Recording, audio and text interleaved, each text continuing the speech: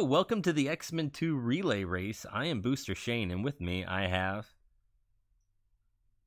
I'm Faust. And I'm A-Frame. I'm so sorry about that, everyone. I had desktop muted because, I was on Discord before and didn't want our chat to get over to the stream. So, A-Frame, if you wouldn't mind setting up this relay once again for us, I do apologize. Sure, yeah. Well, we're just trying to showcase all of the 7 characters available in this game. We have categories on the leaderboard for individual character runs, so just playing the entire game as a single character, as opposed to any percent, where you would normally switch to whatever character is optimal for any given level. But it's fun in the single character runs because it gets to you get to see a lot of tech that you don't see in any percent run, and a lot of interesting things that all of the characters can do. So the plan today is we're going to run through 3 complete runs of the game, and typically we're going to be splitting the runs into halves. So Faust is going to kick us off with Cyclops, running through the first half of the game, which is Siberia through the Apocalypse fight, and then She-Wolf Val is going to pick up with Psylocke to complete the rest of the game. And then we'll just continue like that until we've gone through all the characters. Oh man, and this is so awesome. And for anyone that's unfamiliar with this game, the game starts you right in the level. That's why Faust is on this pause screen.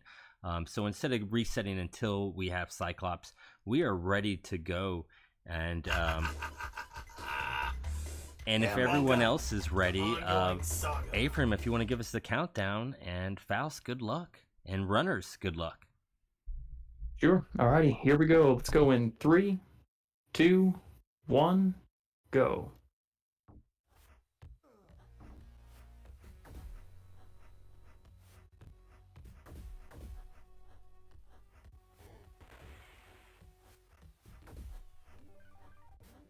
Ooh, the change in the music.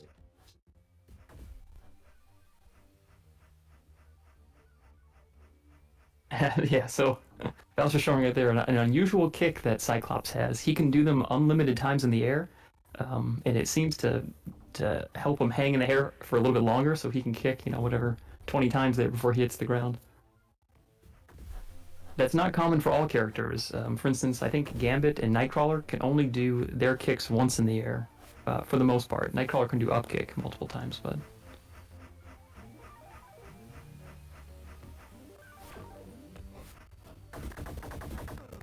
Oh, laggy.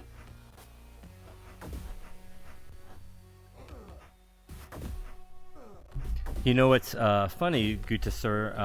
I don't know if there was actually a red team in the X-Men. There is a gold team and a blue team when they they split up the X-Men comics. But I just came up with red team, and you're right. It probably is the coolest team. No offense to any. I just mean in terms of characters, not specifically this run. All right, stage 2, Sentinel Factory.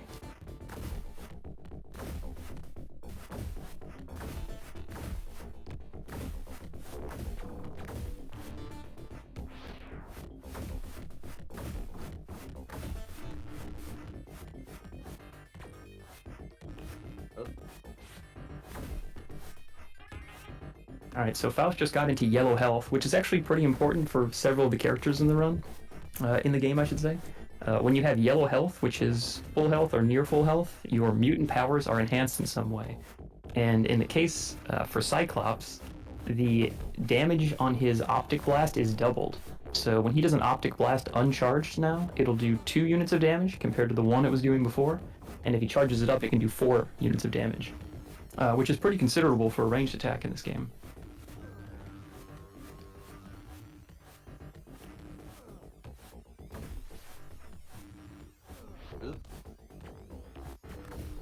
And I think a strong case could be made for the Optic Blast being the best projectile in the game, or at least a top contender, just because it's fairly powerful and it lingers for a little bit. It covers a wide swath, so I think it's easier to hit your target compared to, say, Gambit's cards. And you can hit switches through enemies and doors. Oh yeah, that's true. Blackways. Activate things from far away.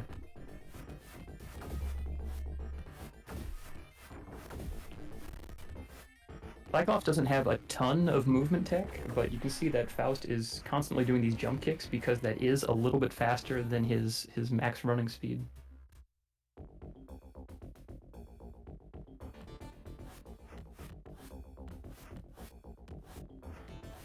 Oh, and I mentioned the damage on Cyclops' optic blasts, but we didn't talk about his punches and kicks, which do 2 units of damage by default.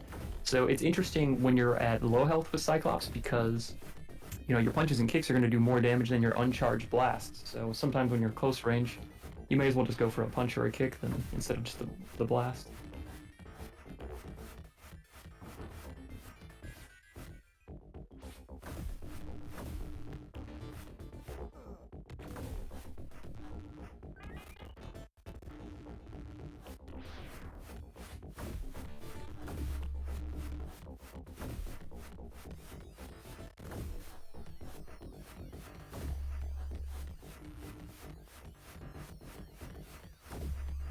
Alright, so coming up at the end of this level, I suspect Faust is going to go for the Sentinel 2 early exit, which Yes. I think every character except for Wolverine is able to do this early exit where you jump and you do an attack at the right time to try to clip into the floor a little bit or get your detection box low enough to trigger the exit, which is actually 1 floor below. It doesn't save a ton of time, but I mean, for Cyclops, I bet it's 5+ seconds. Oh yeah. It's still fast. Yeah.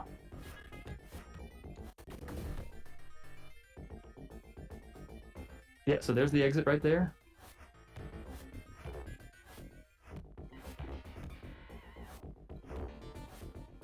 Ugh. We're almost there. You can see the game trying. Yeah, you see the camera freaking out a little bit where it's like, it's just about to happen.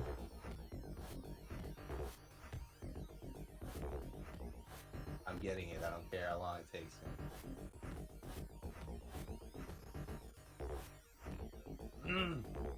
It's so funny. In practice, I got this like 3 times in a row, and I was like, "Oh, it's actually simpler than the Nightcrawler one."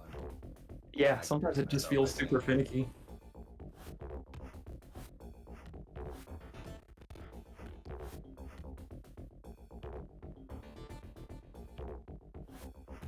There we go. There it is.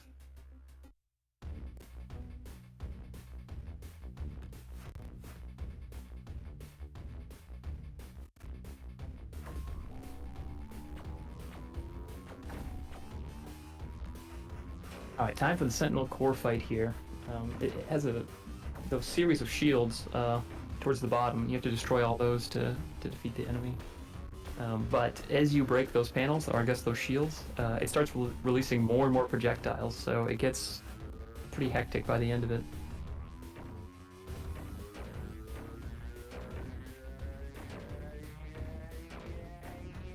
Oh, I knew it. Oh, dang. I got overzealous. That was my own folly. So I have trouble with this fight with every character except for Nightcrawler, because Nightcrawler I can just cheese it by ducking under everything and just spamming punch. Which I think Cyclops is probably too tall to Oh, do yeah, that. it's way too tall. I'm just gonna do my old school. This is what I used to do as a kid strats. And it's still not working. Ah!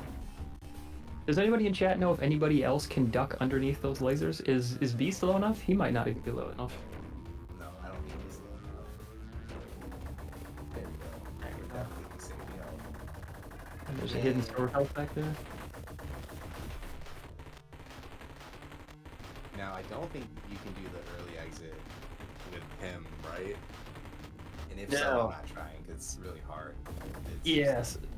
So there's a somewhat new skip, new to us at least, but this is something that Orkin, you see him in chat, Orkin Armadillo, discovered this actually. And we'll see with Nightcrawler, and I guess we won't see it with Psylocke, but there's 2 characters that can actually clip completely through the floor in this stage, and you're able to skip this escape section. But Cyclops will have to go through it the normal way, as most other characters have to. punch that flame down.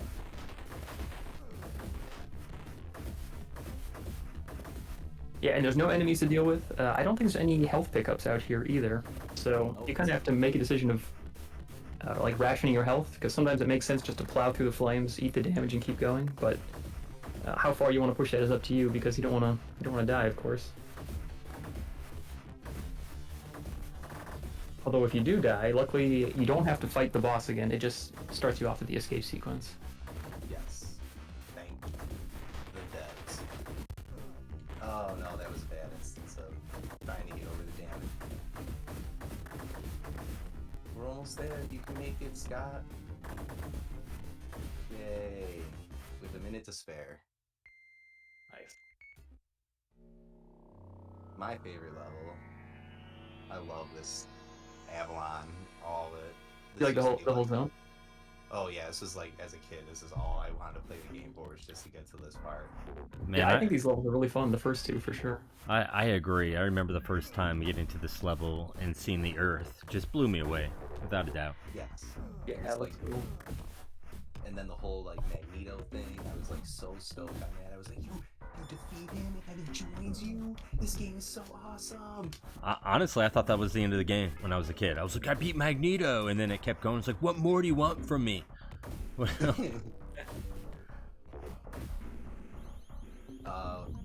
Oh, super health. I missed the jump. So that is a notable weakness for characters such as Cyclops and Gambit, is they don't have a wall climb or even a double jump or a wall cling. So there's a lot of backup health available throughout the game that just is not available to them.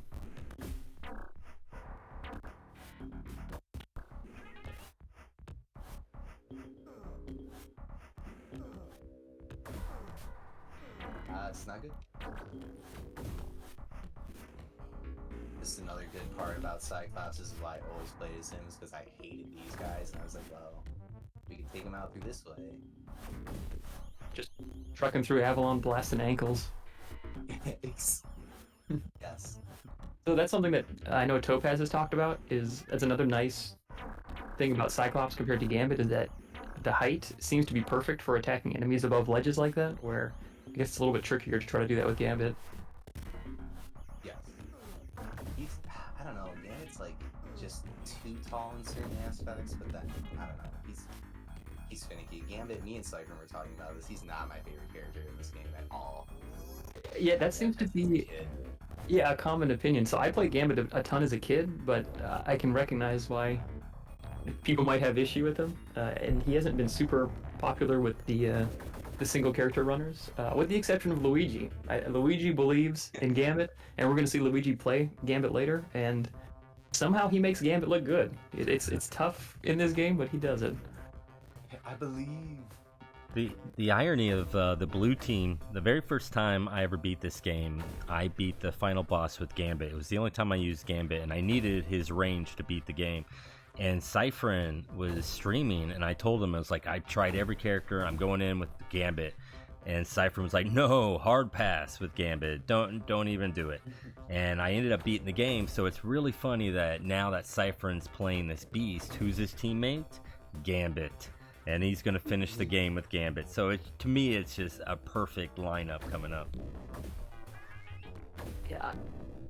Gambit seems to have so many features that you think would be great for a character, but I guess somehow it just doesn't come together for a lot of the folks that play him. I'm really surprised. He's got the jump kick. That's a sweet move, and he's got the range with the bow and the cards. So I know he's definitely slower than some of the other characters, but I still think he's a strong character, and hopefully some other runners out there pick him up. For sure. So as we were talking about Gambit, we just Faust just breezed through Avalon 3. With a projectile character, it's actually pretty nice to go through that level because, as Faust mentioned earlier, you can hit the switches from a distance with the optic blast, so you don't have to worry about battling through enemies to get to it.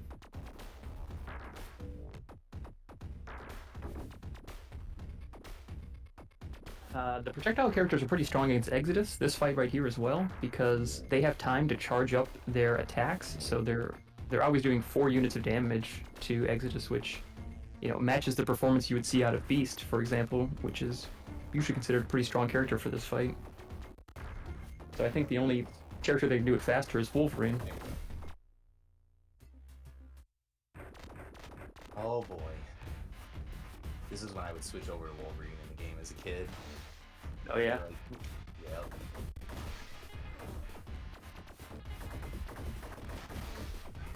I don't know, Wolverine versus Magneto. In the canon, that sounds like a tough matchup, but in this game, he does great against him.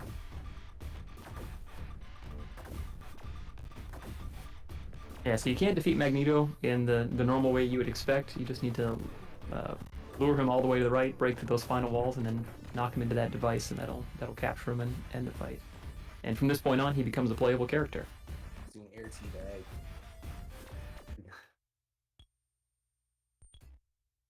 Oh boy.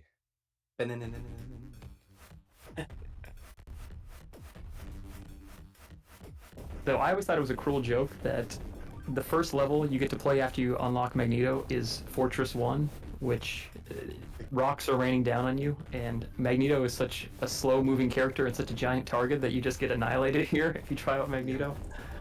It's definitely a trap. Yeah. If you can get to the boss, he can cheese it, but man, getting up there is kind of a pain. Oops. Even with Cyclops, these rocks.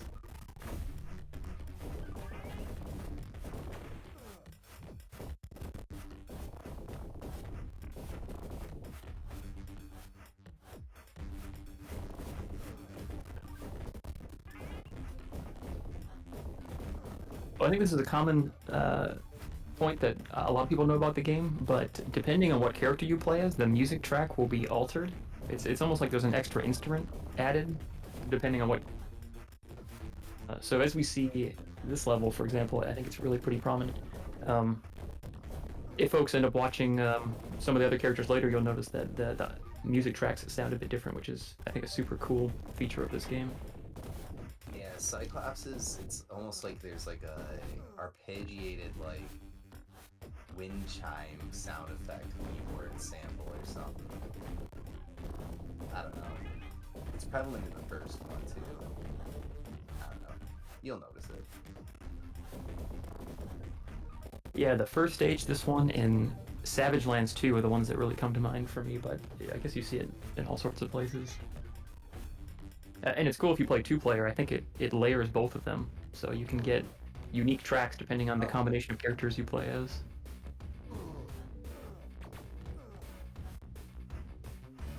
I hate Tusk so much. Tusk is such a weird boss. Yeah, So we're gonna he's... die. Yep. Okay. Dang. So the reason Tusk is such a tough boss is that his vulnerability window only opens up under certain circumstances, and it seems like you have to bait an attack where he'll do the charge at you when you stand up there, and then he's vulnerable for a moment. But if you don't actually go up there and fight him, he'll just be invulnerable for most of the fight. So you have no choice but to go up there and try to make something happen. And then your hitbox, you all of a sudden realize with him is just really, really huge.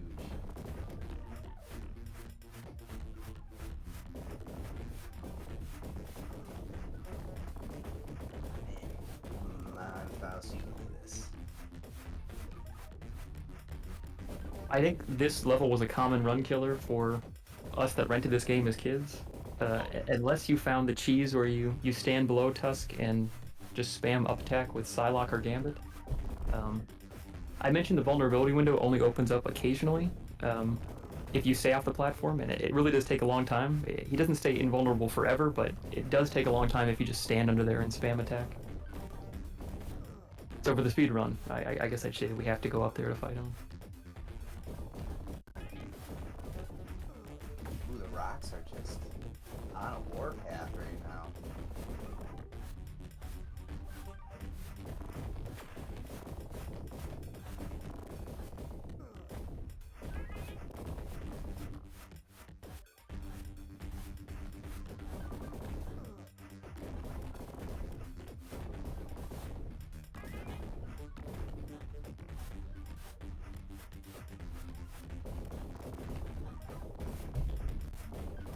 But yeah, I totally agree with you, A-Frame. This was, as a kid growing up, this was the level that just tormented me. I mean, you're throwing boulders, there's enemies everywhere, and then you got this ridiculous boss waiting for you.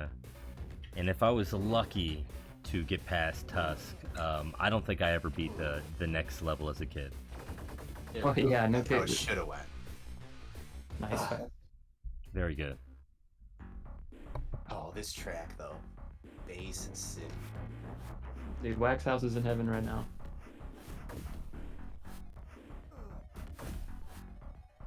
Yeah, so this is a super tough level, and it's funny to think about this game on co-op too, because you know the previous level and this one is, I think it'd be kind of tricky getting through with 2 players. Just, the character models are so large that you don't have a lot of room to see what's coming up next, so you kind of need to move through a bit cautiously in a lot of places. I would be really curious to see co-op runs of this game at some point. I think that would be a lot of fun. Oh yeah, I'd be curious to see the tech that's found in.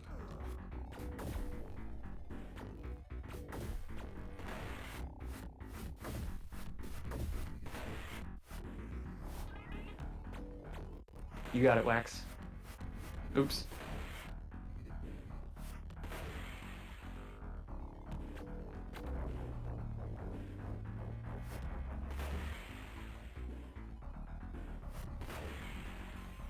Okay, so these spiked columns, I believe they'll do 3 units of damage if you get hit by them, and that is, I think, the most damaging attack in the game. I can't think of anything that matches it offhand.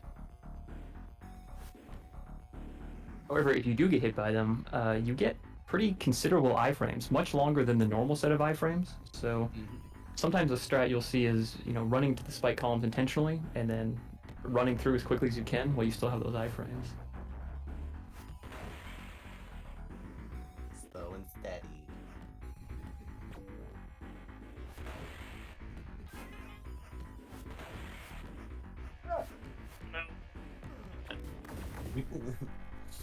Doesn't get any closer than that. Oh my goodness. Oh, I need help. I need that help. Baboons. Yep. And then a hidden full health up there, which is great for this last run to the end.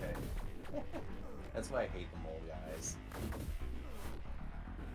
Their iframes and boxes are just insane. Look at this! No, no. Literally at the end! Oh, And there's so much lag there because there's so many things on screen at one time that it's hard to maneuver there properly. This That- is when I that would play as screen's evil. Magneto, and I would just sit there at the top and float, and I would just shoot all of them with the projectile. Be like, ooh, you guys are annoying. I There's actually, bad health right there. I actually like Psylocke through this level. That's who I always, even you know, now I would, if I was gonna play this casually, I'd put Psylocke in for this level.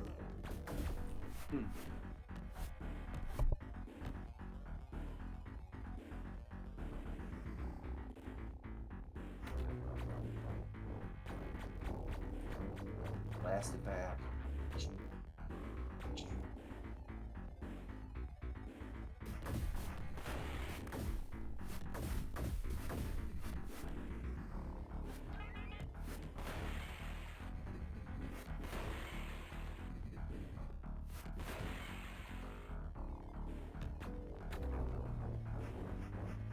Yep, as Cypherin noted, for those of you out there that are mentally attuned, you should have been receiving commentary directly to your minds there for a little bit. Alright, so Faust is going to use his ranger to hit the switch from a distance, so he doesn't have to go all the way over there. There we go.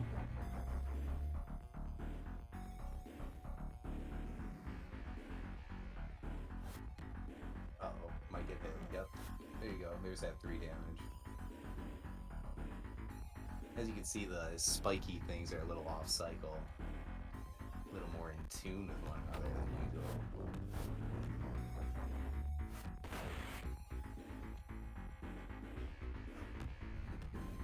So that drop that Faust just did right there, that is a really scary drop because it's pretty much blind. You know, you don't know for sure if you're going to land on a column or not. So that can be a little bit scary if you have less than 3 health for sure. Oh.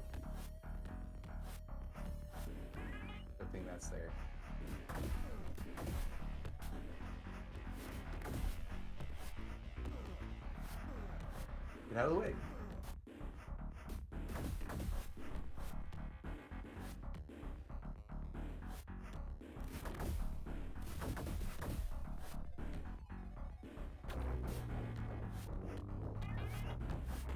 Well, we don't have full health for the apocalypse fight, so this might be booty.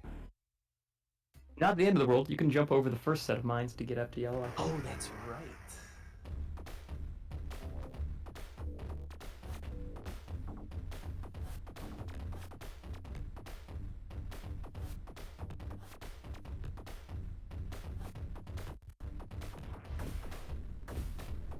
So how this fight works is Apocalypse sends out these mines, and you have to hit these blue canisters or whatever they are to damage the middle console thing, and eventually Apocalypse will come out and fight you.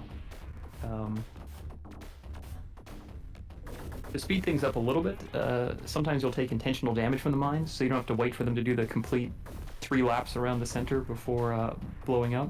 But you don't want to take so much damage that you don't have yellow health for the fight. So. Yeah, I'm playing it ultra safe.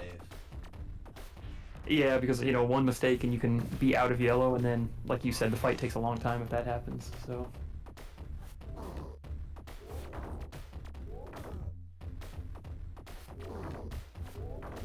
Oh, we're screwed.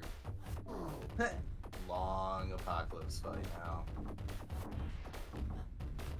So Apocalypse will come out, and if he's able to complete 2 attacks, he considers his work done and then retreats to throw more mines at you. So if you're able to lock him into a pattern to prevent those attacks, you can finish the fight in one go. But if he's able to sneak a few in, then it's back to this pattern, unfortunately. You're getting all the X-Men goodness. For its good and bad. I've seen people play this casually, and they get to this point, and they just don't really know what to do sometimes, and this fight can go on for, like, literally a half hour sometimes. Yeah, it can be a super long fight.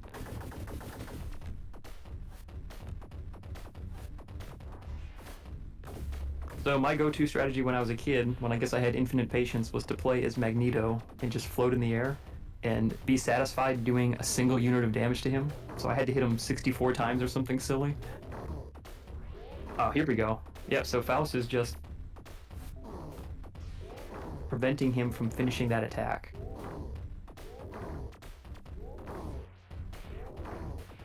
So he just kept him in that pattern, and then boom, made it through the fight. And that completes Fortress, and I think Faust's leg of the run, right? Yeah, that's right. Heck yeah, dude, nice work. Thank you, guys. Oops, 25 minutes. Aye. 26 minutes, actually. Aye. Unit of damage to him, so I had to hit him 64 times. Hell yeah. Actually, hey, that was my first, like, real, actual past stage 2 with Cyclops, so I'll take it.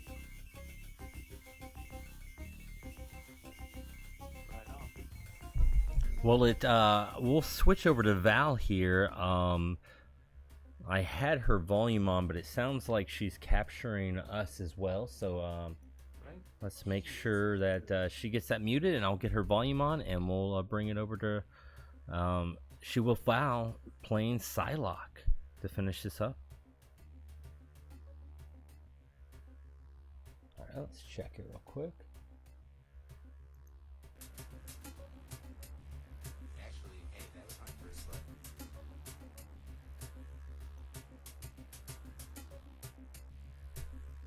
Alright, well, unfortunately, I have to get out of here, and I will be talking to you guys in the chat.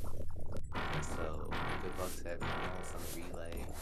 Well, thanks, GG again, Faust, and yeah, absolutely. And we're off with She-Wolf with Psylocke as we speak. So, thanks again with the first half with Cyclops. Good luck, She-Wolf. Thanks, A-Frame.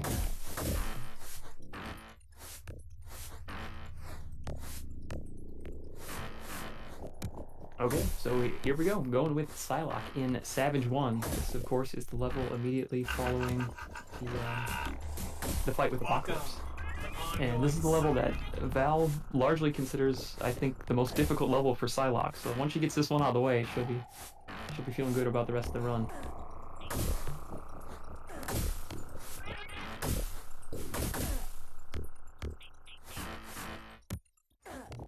I believe Valve does not have a mic, so it'll be me and Booster holding down my commentary for this run. Sounds good.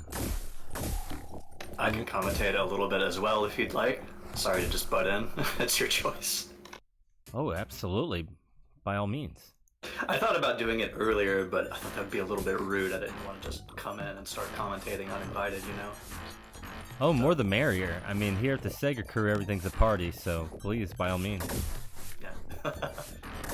Well, thank you. And A-Frame, going back to what you said about the spikes in Fortress 2 doing the most damage, I think I know something that does more. The guy in the background that shoots you in Avalon 2, that does 4 damage.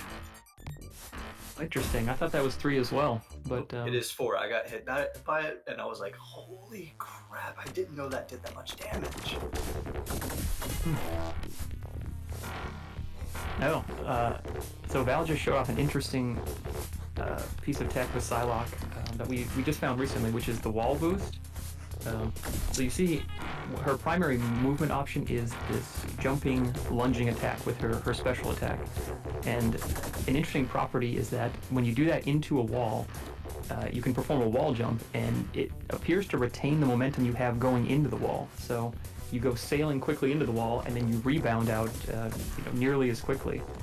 And it's super handy in a few spots in the run when you need to perform a U-turn and start going the other direction. And she might also use it for a skip here coming up. Let's see if she goes for it. Looks like she is. Oh, she got it first try. So she did that again, where she did her special attack into the wall, did that rebound, and I believe she can get some extra height out of that to make that jump.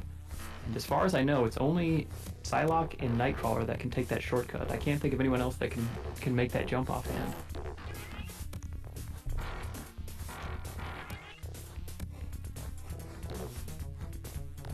So Psylocke is among a handful of characters that have a wall cling. Well, I guess 4 of the 7 actually, so a fair amount do, because it's Psylocke, Beast, Nightcrawler, and Wolverine. They can all either climb walls or stick to walls. And that opens up several shortcuts and access to a bunch of health in several levels. So that's a super nice trait for a character to have.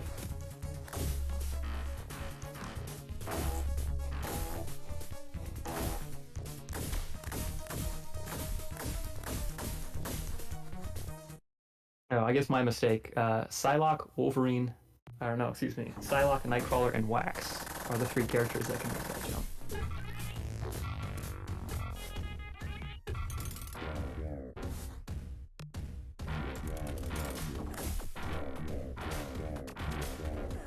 Okay, Master Brain down, no problem.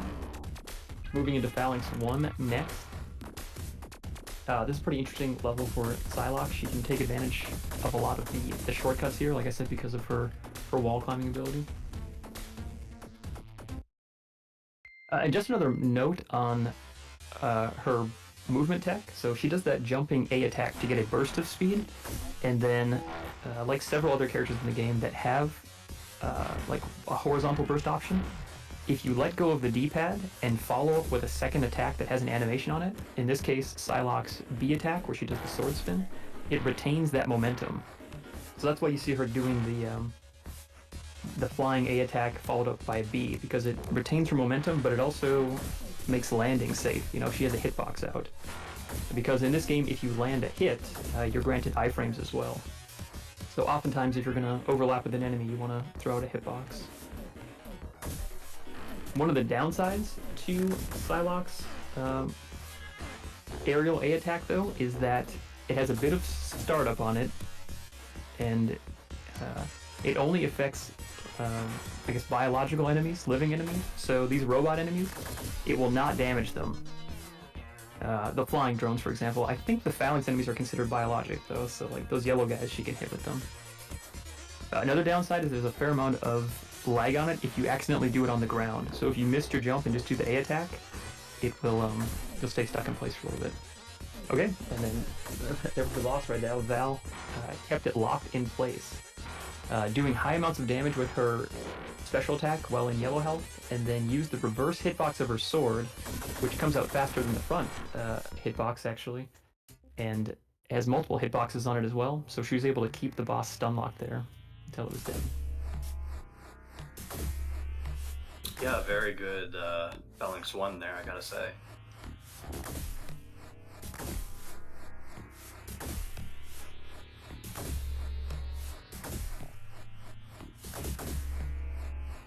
Okay, so now we're in Phalanx 2, which is essentially a 2-minute elevator ride, just waiting for the boss to come out. So it doesn't matter how many of these drones that she kills, the boss is going to come out at 2 minutes and 4 seconds about. So she just needs to be ready for that moment. If you don't kill the drones, will they ever start to despawn or anything like that? They Not hang as out far for as I know. They hang out for a little bit and then they'll retreat. So different ones will cycle in. It won't be the same ones that stay there the whole time, but they'll keep sending out new ones. Yeah.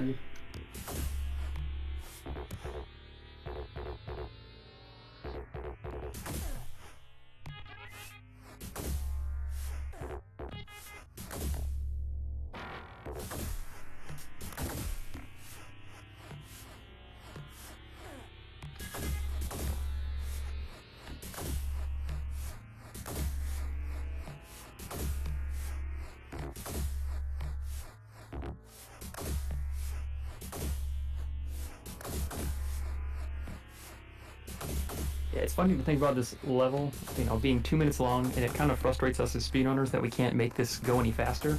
Yeah. I mean, a lot of folks have dug into it. I think Truncated and Theos, a couple of guys that worked on the task, really dug into it to try to find a way to make this any faster. Oh, here's the boss right now. But in a casual run, this was probably one of the faster levels anybody played. It's guaranteed 2 minutes, and then you fight the boss. But for everyone else, 2 minutes feels like an eternity. Yeah.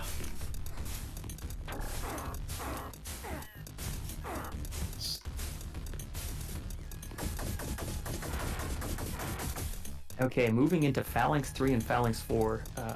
In my opinion, some of the more challenging levels in the game. There's another wall boost from Val to get through that section. That was cool. They really ramp up the enemy spam. There are so many things to get in your way and to damage you here that it can really be really rough to get through here unless you have a very specific game plan mapped out ahead of time.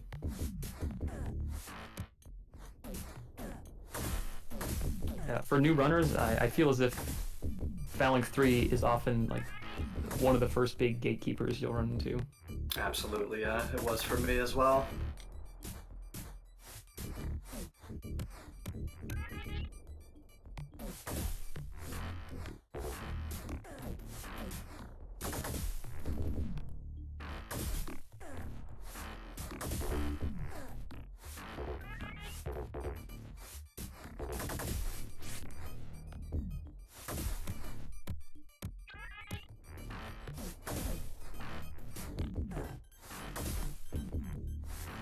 Climb back up there and grab that health.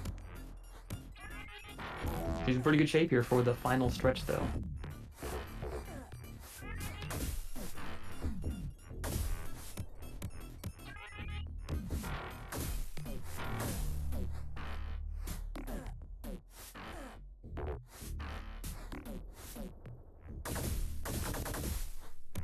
Something you may have noticed is that when Val defeats an enemy using the special attack, instead of the enemies exploding, they have a unique animation and they just disappear.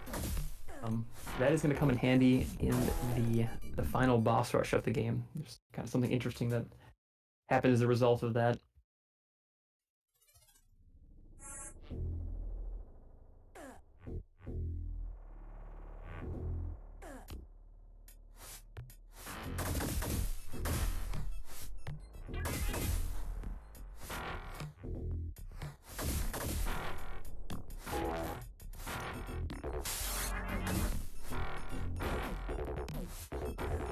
Phalanx 4.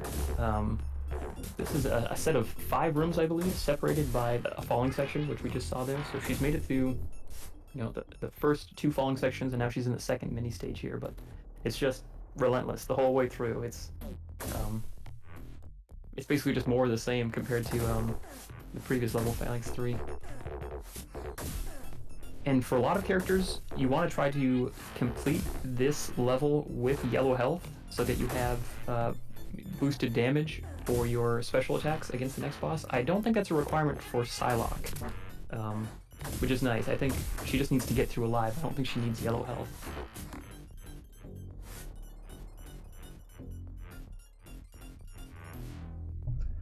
This game really just starts throwing everything at you, but towards the end of this, these last few levels are just mayhem. This one still gives me trouble. I practiced it a lot. So taking a quick detour here to get a nice bit of backup health. Okay, so there's the unique move that we haven't seen yet, which is Psylocke's Slide, which is pretty cool. You can perform that by holding down and diagonal and the jump button, which it's kind of nice to have that option. Sometimes when you're trying to fall through floors, which is down and jump, you can accidentally slide, and that can be a pain, but not too big of an issue. Beast has a similar input for a diving roll, which we might see later with Cyphrin.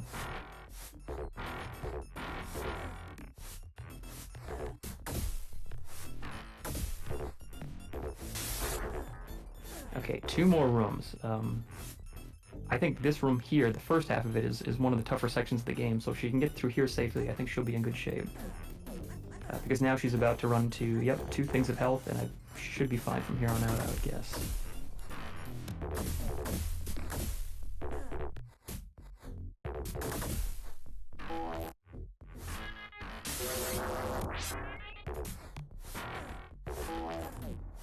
Because they're pretty generous with health for the back half of this level. Nice, and she's making great use of the iframes, so she's landing with that spinning attack and jumping out of the way before they wear off, so she can get through a lot of those sections without taking too much damage. Okay, the final room.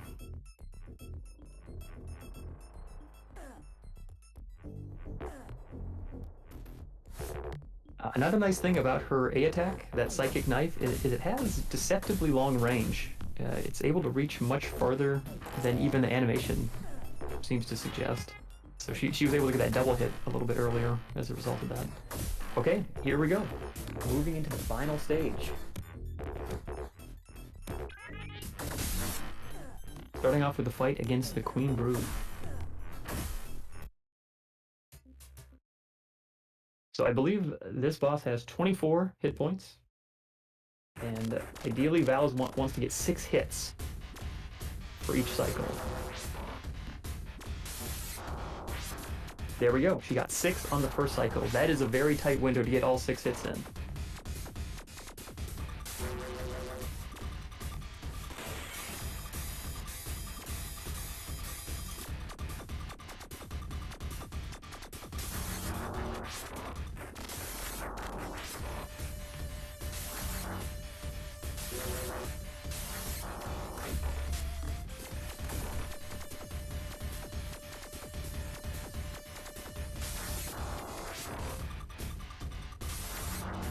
Yeah, it's especially tricky because Psylocke's sword attack, I believe, is a 2-hit combo, whether you're standing or crouching. And so I think to get the 2 cycle, to get the maximum amount of hits, she wants to do the first swing of the combo and not do the complete combo, because I think it's faster if you just cancel it and do the first hit in quick succession instead of doing the 2-hit combo.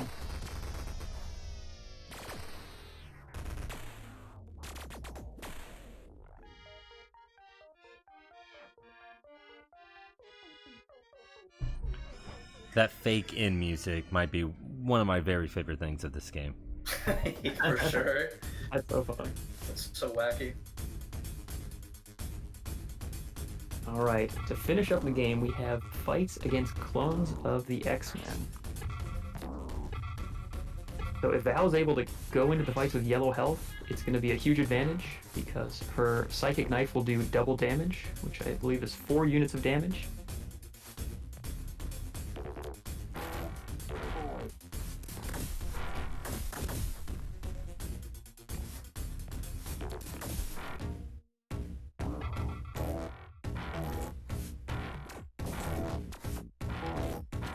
He's going to take advantage of that long range on the attacks.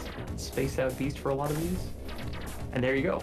So, I mentioned earlier that there's a unique death animation when the Psychic Knife is used. And normally for these stages, and you guys will see it later, when the boss is defeated, you have to wait through a long death animation before the room unlocks and lets you leave. But with the Psychic Knife, they just vaporize, and you just go on your way, and you get to keep listening to the hot jams that come from the boss fight.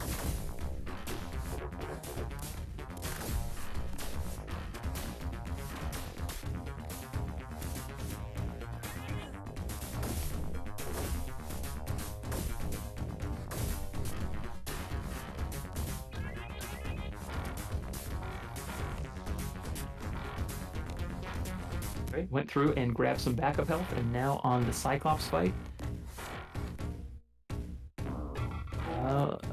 Let's see. From chat, it looks like maybe the video is frozen. I don't know if you guys can still hear me. If so, I'll try to give a more detailed play-by-play. But made it through the Cyclops fight, no problem. Still at full health, and was able to take him down, no issue. Moving on to Nightcrawler.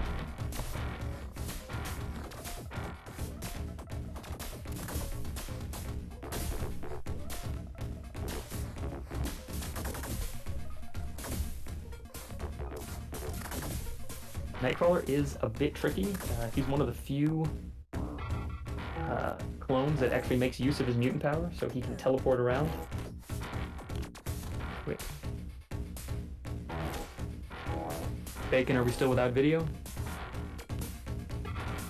Audio is fine. Sports play-by-play. All right, keep going. Oh, video's back. Okay, nice. Okay, on to the Gambit fight. Gambit is normally a pretty tricky clone fight for a lot of characters because of the long range on his attacks, but Psylocke can outrange him with the Psychic Knife. So she just, Val just spaces just outside of his range and can spam attack. Here goes back. Okay, thanks guys.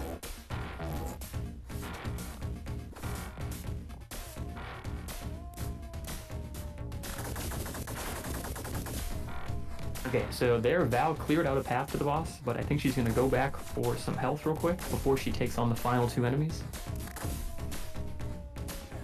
And it makes sense to clear out the path fully, just so you don't risk losing yellow health again before you get back to those boss fights, so she can try to reduce trips back to the cache of health there. Nightcrawler clone teleport is not RNG. It is consistent behavior, and you can bait where you want it to occur. So it's something you can work around for sure. It's just kind of a pain sometimes. And Val can just duck under all of Wolverine's attacks there, so he doesn't pose much of a threat at all. Alright, now the final clone, Psylocke, the mirror match. Like Gambit, she has long range on her attacks because she has the sword, so you have to be a bit careful here.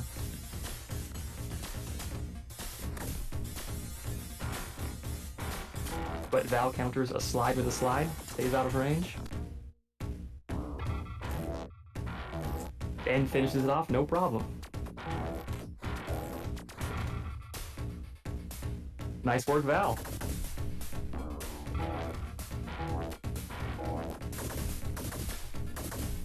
Yeah, she finished her section under 20 minutes, it looks like. GG, Val.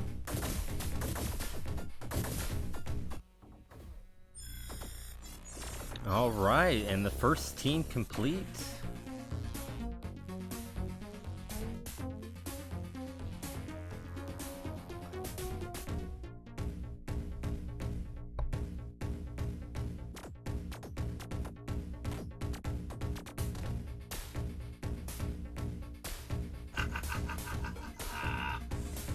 Welcome to the ongoing saga.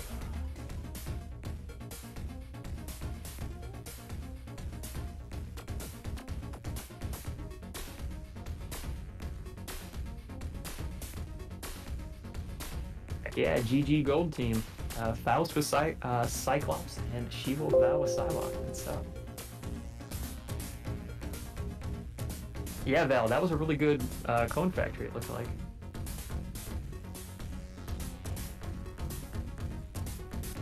Oh, the people are demanding yeahs.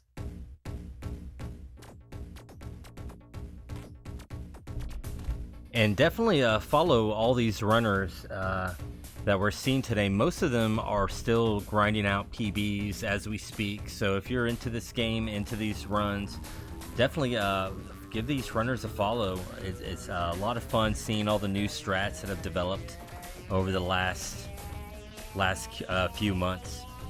Oh, here we go.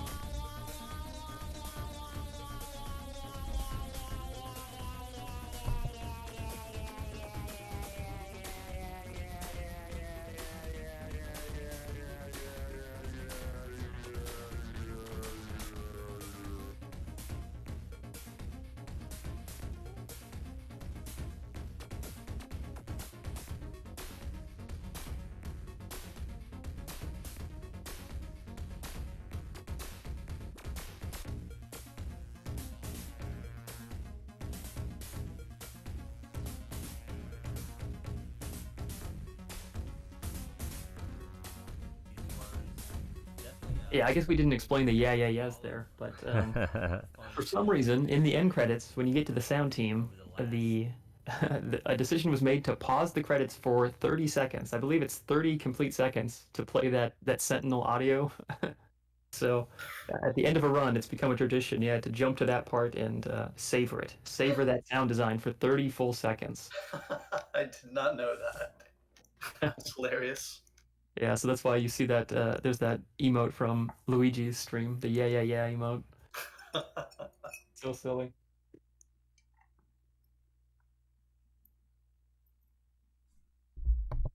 Yeah, it's the law. We should add a rule to the leaderboard. Well, I do have Cyphern ready to go. I'm not sure if he's ready. And then right after that, Luigi Souls following Beast Up with Gambit. I'm ready. And Can you hear me? and Luigi Souls just jumped on, so excellent. I think we're ready whenever you are, Cyphern. And yes, we can hear you. Okay. Yeah, I'm ready. Okay.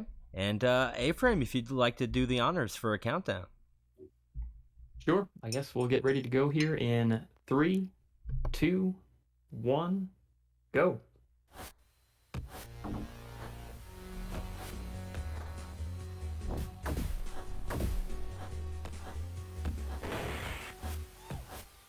All right, we're off here with you. I can't get this now. There we go.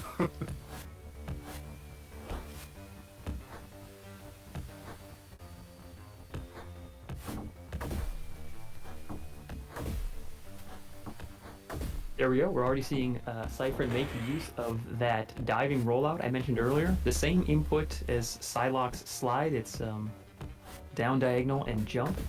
It's actually Beast's fastest horizontal movement option. It gives you the burst of speed, and there's a little bit of end lag afterwards, but it's still faster than his base running or his max airspeed. So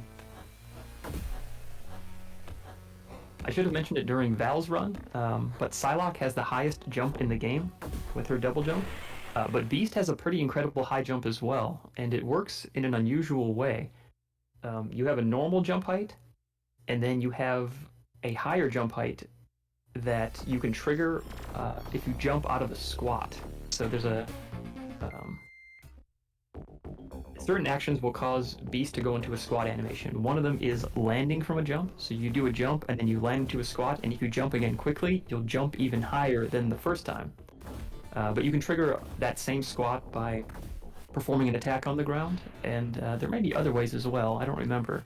But those are the two common ones that I know of. So we'll see Cypher take advantage of that later to reach a few places he wouldn't be able to get to normally. Real quick, too, I like those little jumps he did at the beginning into the ceiling to get, the punches on the robots there. It's good, good level knowledge.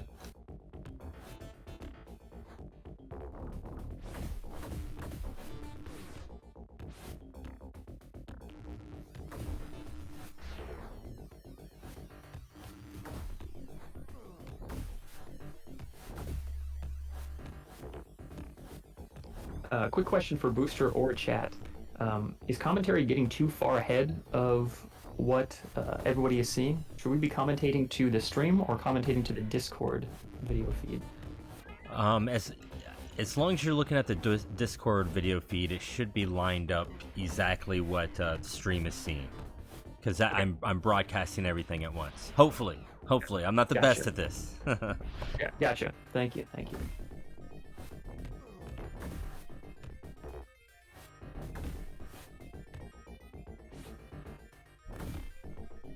So Beast doesn't have. I guess we already covered kind of his primary movement options, which is that diving rollout for horizontal movement, and then he has the high jump to reach high places. But he also has a wall cling and a wall jump, which is actually two distinct things. So he can just stick to the wall by pressing an attack next to it, or he can press jump next to it, and you can get a jump off of the wall, which is different than sticking to the wall and jumping off of it. And that is unique only to Beast and Psylocke. Characters such as Wolverine and Nightcrawler can climb walls and stick to them, but they don't have a wall jump.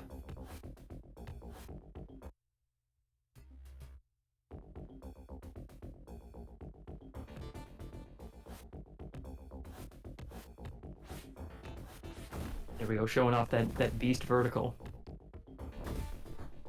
Something else great about Beast is that he does incredible damage on all of his normal attacks. So I mentioned earlier that Cyclops and his punches and kicks, and Psylocke with her sword attack, they're doing 2 units of damage. On punches and aerials, he's doing 4 units of damage with every attack. So that's less impactful in these early levels where most of the enemies only have 2 or I think sometimes 1 hit points. But late game, when the enemy health ramps up to 4 to 8, it's nice using Beast just to, just plow through enemies and not have to worry about it like the other characters do. I thought it was about 6 myself, but my mistake, I guess. That's still a lot for a normal attack, though. It's 4 on all of his normal attacks. He has the ground pound attack, which I don't know if we've seen yet, and it's where he stands in place. That's his special attack when he's on the ground, and he'll slam the ground, and there's a very small hitbox on either side of his hands, and directly on his hands, and that does 8 units of damage, which is incredible, whether you're in yellow health or not. However, if you are in yellow health, that same ground pound will send out a shockwave that does 2 units of damage. It's a very awkward move to hit with. Yeah, we take advantage of it for one boss in Savage Lands, which I guess we won't see with Siphons run here, but we might see him take advantage of the shockwave though in Fortress 2. Nice. And I don't know if we talked about what's that? Nice. The clip through the into the sentinel mouth.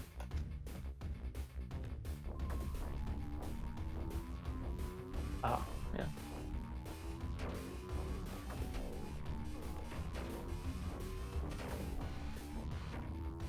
Okay, there we go. Yeah, we were talking about it earlier, and yeah, Beast is able to duck under those attacks, and he can kind of just sit there and spam like Nightcrawler does. Nice.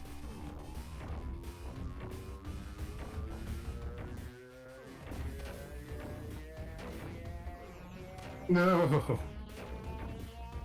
I missed it. No. I missed that one spinning tile thing, and it just threw everything off. It's all good, man. It happens. I was dying to this boss in my recent attempts as well. Don't feel bad about it. Oh no, it's all good.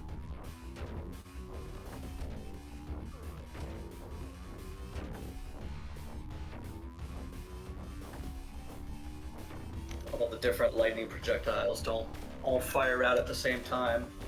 They have such variable timings. It can be difficult to adjust to them.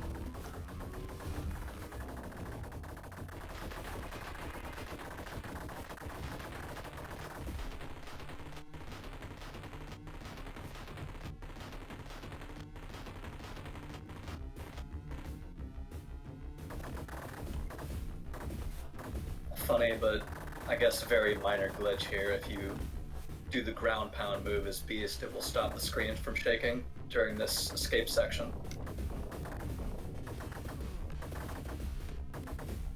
Oh, that's really nice. I did not know that. Yeah. Yeah.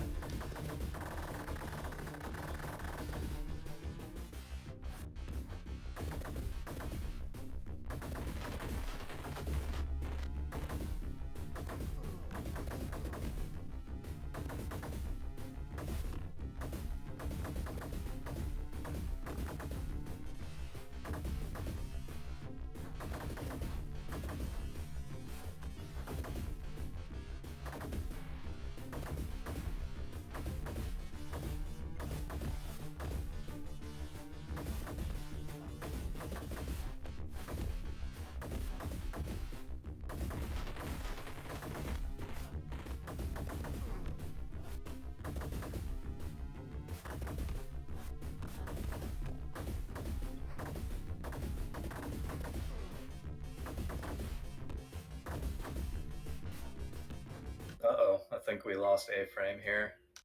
I just noticed he is not... Stepped away. That's all right. Oh, okay. Did I disappear? Oh, There he you is. are. Not that way.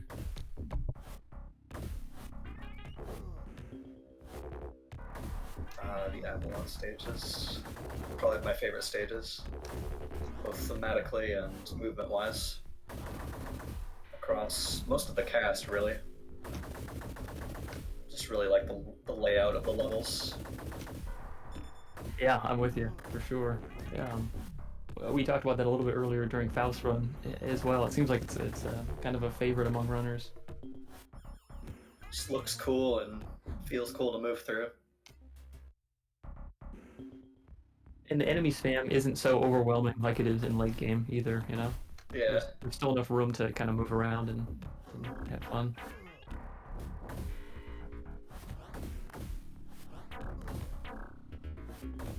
So this jumping aerial you see Siphon using, where he's doing a somersault in the air, or a quick, I guess not somersault, what would that be called? Flip. That's his special attack in the air, so the same button that does the ground pound on the ground. It is nice because it comes out quickly, and I think covers every side of you, but the range on it is very small, so you need to be pretty precise with your timing to hit the enemy before you get hit by them by overlapping them. So if you can get proficient at spacing that, it's super useful, but I personally have trouble making good use of it. But Siphon's landing a lot of these.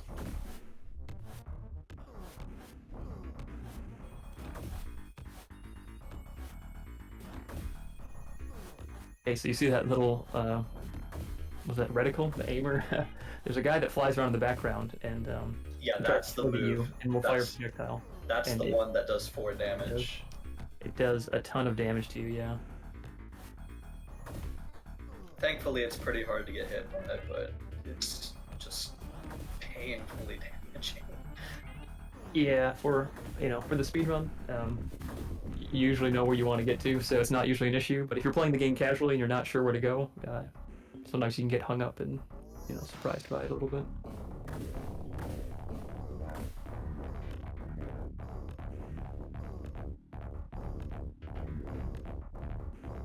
So there was that projectile I mentioned.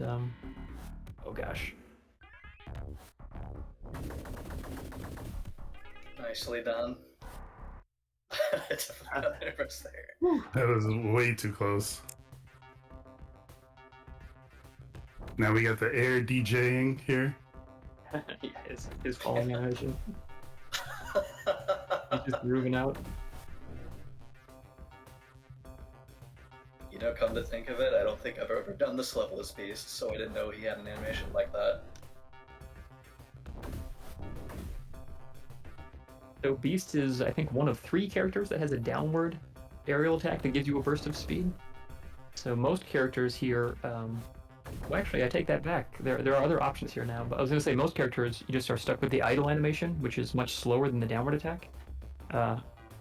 However, for the characters that don't have a downward attack like that, such as Psylocke, Gambit, and Cyclops, there actually is a new fast fall technique you can use here that you can get a burst of speed downward as well. It's not straightforward, such as doing a jump and a downward attack, but they have an option here now, which is nice.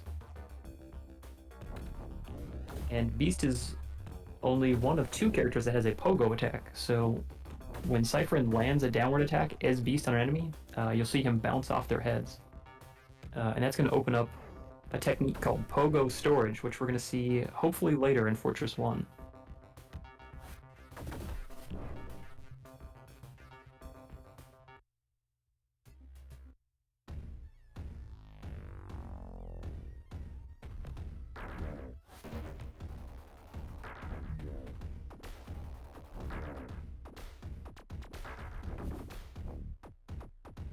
And of course, the high damage, the high base damage from Beast's attacks are excellent for most bosses in the game.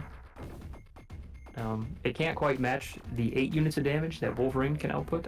Well, sometimes he can actually with the ground pound, but in most cases you have to settle for 4, but that's still really good.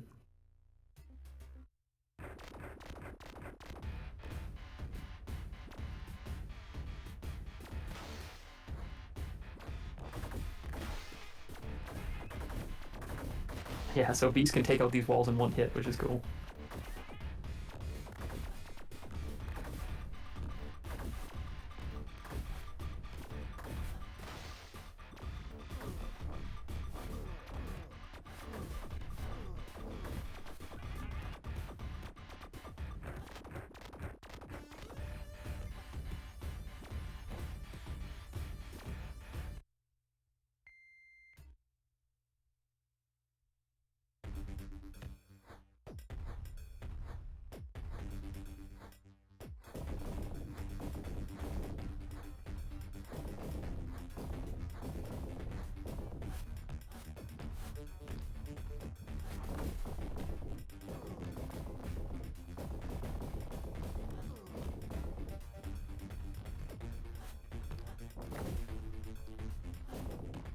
Okay, there we go. That was the first preview of pogo storage, or I guess the first showing of pogo storage. So what Cypherin did there to skip that floor down below was he did his downward pogo attack, and he got hit out of that animation. So the mini tusk hit him before he hit the mini tusk. Oh no. And what happens with pogo storage is that when you're performing the attack, there's a flag that's set that says the next attack that you land on an enemy or destructible object, trigger a pogo. But since he got hit out of the pogo attack, that flag didn't get reset. So he was in a state where the next attack he lands was going to cause a pogo, whether it would normally pogo or not. So he lined up below a mini tusk that was on the floor above. He performed the high jump by doing a jump and then a second jump, and he did his upward attack, and that caused a pogo and skipped him up to the next floor. So super cool. Only he and Nightcrawler can do that.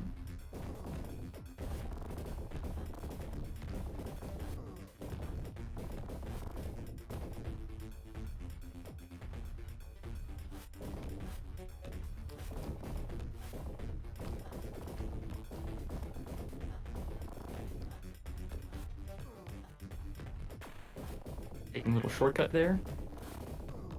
There is one of those ceiling barriers is lower than the other, so you can actually jump on it and skip a floor.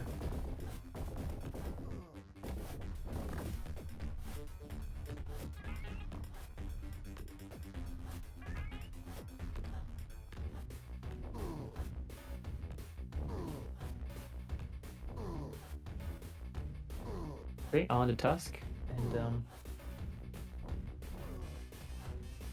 yeah, one strategy here is just to punch, jump over to the other side, and attack from the other side, and just keep baiting out attacks so that his vulnerability window opens up, and then boom, through the fight just like that.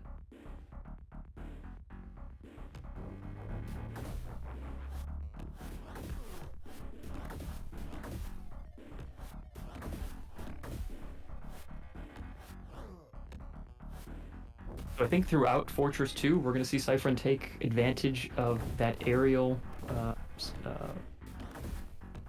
somersault attack, that special attack, because these mini tusks, when they roll along the ground, I think they go right under Beast's normal punch. So if you just do a standing punch, I think they go right underneath it. You'd have to crouch and do the swipe to hit them.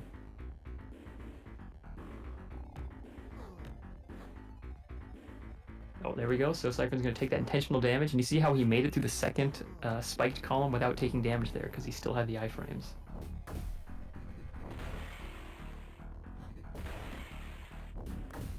And another cool thing, yeah, he can break through these barriers with one hit as well, which most other characters have to use 2 hits. Okay, he's in kind of a dangerous spot here. He has 3 units of health, and the spike columns do 3, so he's going to be cautious now for a little bit.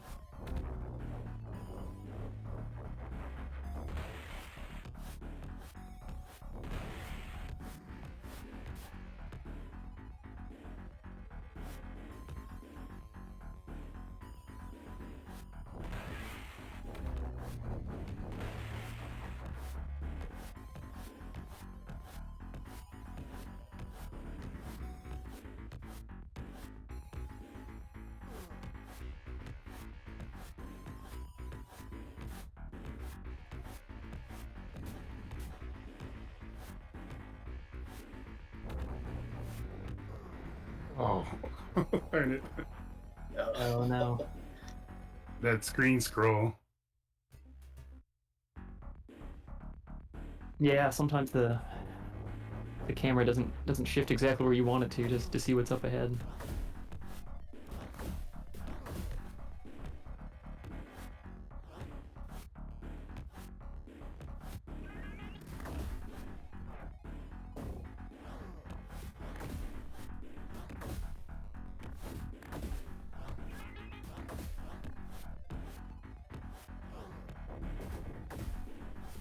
Yeah, Wax, I was gonna say, I blame you for this. But Fortress 2 does have Hot Jam. I like a lot of the music in this game. That's pretty good. No doubt about it.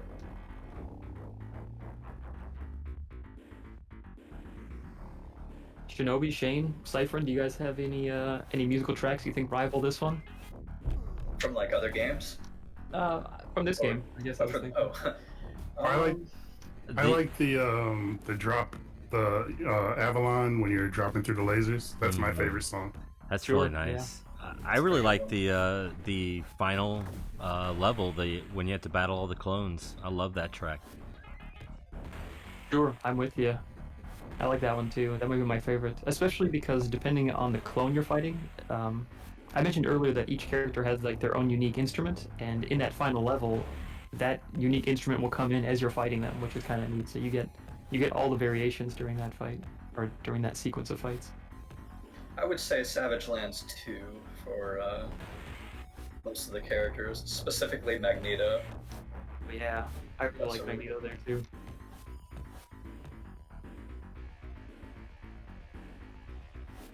They really utilize the Genesis really well. You know, there's a lot of games that get a lot of crap because it just doesn't sound great on the Genesis, but the guy who did the music for this really, took advantage of what the Genesis had to offer, that deep bass, and you can hear it pounding away right now, and it's awesome. Yeah, it seems almost more like just a misconception. The Genesis gets way too much hate for having a, quote-unquote worse sound chip, but there's a lot of good tracks from a lot of different games. So.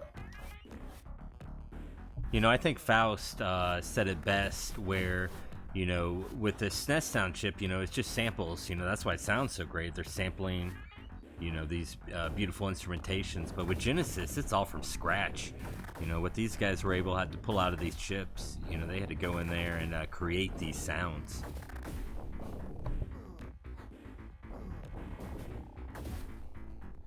Quick note, I love that strategy with Beast using his shockwave to clear out some of these mini tusks near the end of the level. Beast smash. Yeah.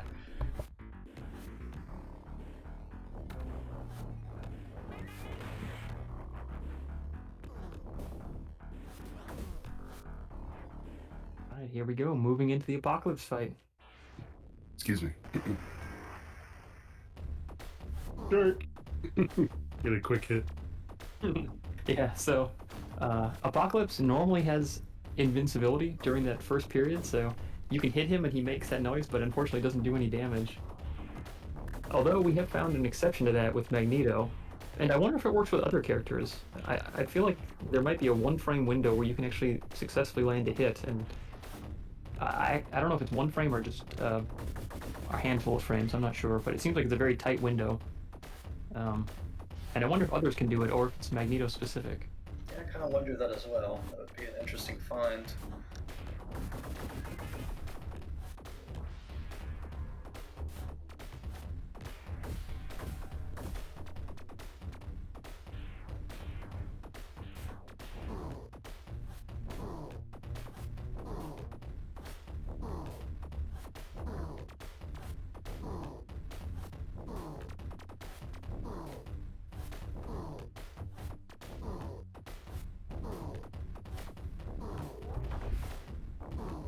Very nice loot. Hey, Very Siphon. nice. Man, very nice nice. fight. All right. Nice work, dude. GG, Siphon. Thank you. GG, Yeah, Cypher. man. GG. Thank you very much. Thank you. Yeah, Beast is a lot of fun. I think outside of the normal characters of Nightcrawler and Wolverine for the speed run, I think I like Beast second to Cyclops. I think Cyclops and Beast are probably my next favorites. Right on, dude. And, Siphon is one of the guys we really had to thank for having the individual character leaderboard to begin with, because he just played a round of Cyclops and submitted it to the board, and we just decided, all right, well, we need boards now. So he's one of the Yep. guys who made it happen. Yep.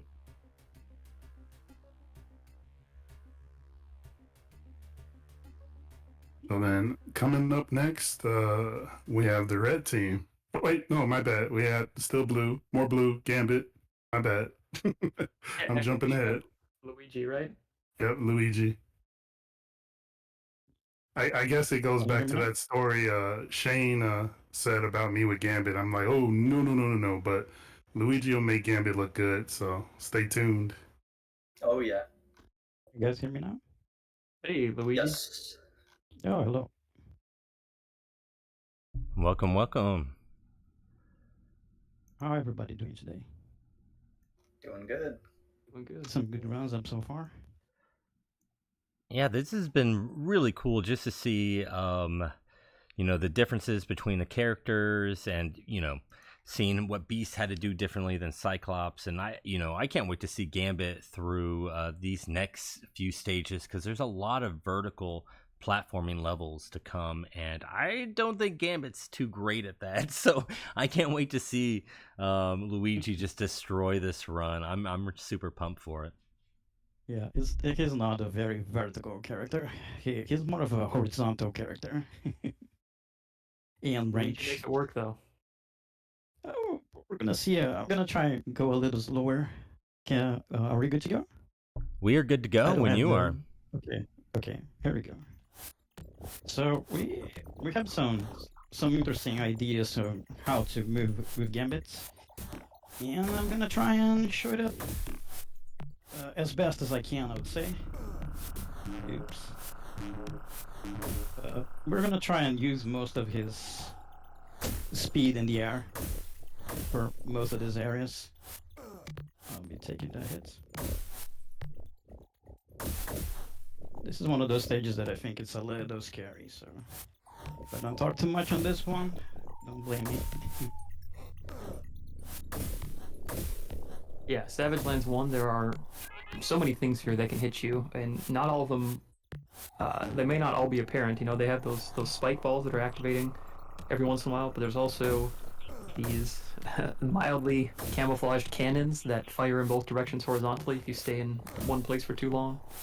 You see those purple proximity mine things, flying insects, the Savage Land guys. There's just a ton here. The green goop on the ground if you stand in that for too long. Just, a lot of ways to take damage in these levels. Okay, this one was okay.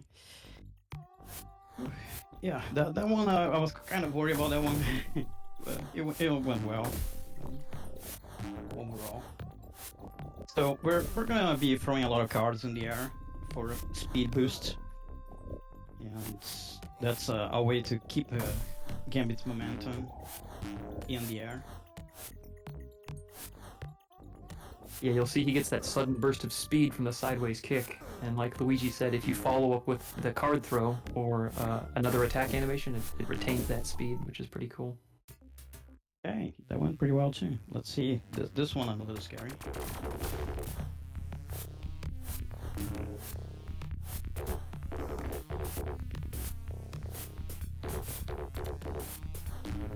Oops. It's fine. Yeah, Don't I'm let gonna. Go ahead. I'll be doing some safer routes for Savage, 4 specifically, because, well, my run was a little insane. For anybody who doesn't know, Luigi recently got a sub 35 Gambit only run, which is pretty wild. I think just 2 days ago or something like that. I think it was Jesus, sub okay, 35. that happens. Very Yeah, it nice. was Tuesday. That happens. Tuesday. I fell there. My bad.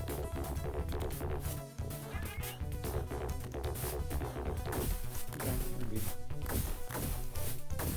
I don't know if I said it or not yet, but retaining your speed with the card has that added bonus that you're sending a hitbox forward and damaging an enemy or in that case a barrier before you get there, which is nice too. Okay, this is a scary one. It's fine. I'm just gonna take a safer route here.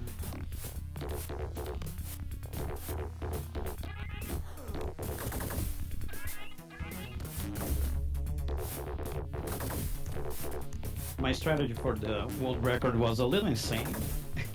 You kind of just jump around this place, taking hits, and going a little insane. I'm definitely gonna have to watch that later. I think I got 1 hit there in the run actually. It goes a little insane. But that's the basic idea here.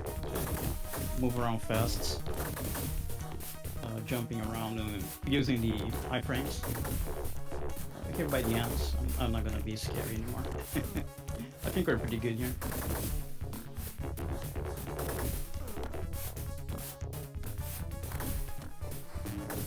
Nicely done. Yeah, these levels can be a bit rougher if you don't have a wall cling or a wall climb, but Okay, we're good. Luigi makes it through just fine.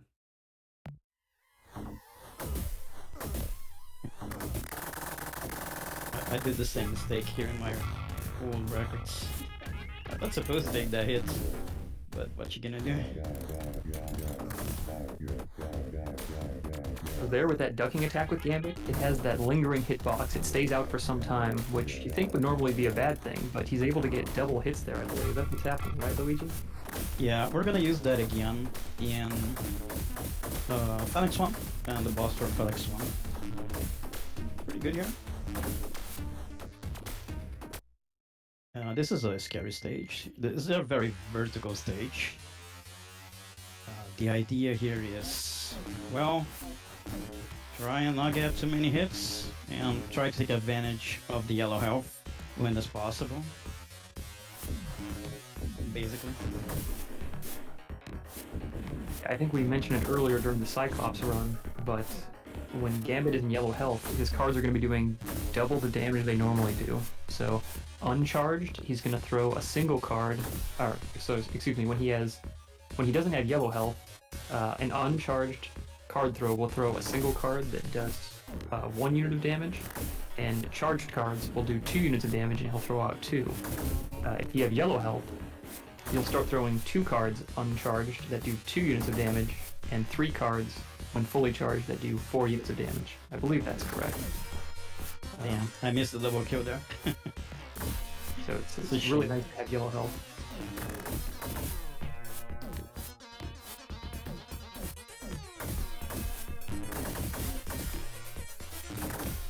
Oh, that was nice. He was aiming the other way. I'm gonna take that. Oh, that happens. That happens. Oops. I fell. I really like the. It's one of the. Oh, go ahead. Go ahead, go ahead. Oh, I was gonna say I really like the preemptive card throws that you're doing, where just before an enemy is gonna be on screen, you're ready to throw a card in that direction to clear them out, so that they're out of the way by the time you get there. And try and go faster. Yeah. Yeah. This is kind of a scary level. I did a lot of mistakes clearing the world record, for example, but this went pretty well. Kind of happy now. Yeah, if you goof up gonna one of these go- jumps near the top, you can lose a lot of progress, and end up back down at the bottom, which again is a bigger deal for the characters that can't climb walls, right? Yeah, it's very complicated. It's when you fall here with gambits. It's not a nice feeling. I actually lost some runs like that, I think. A few. But this is going pretty well. I'm happy about this one.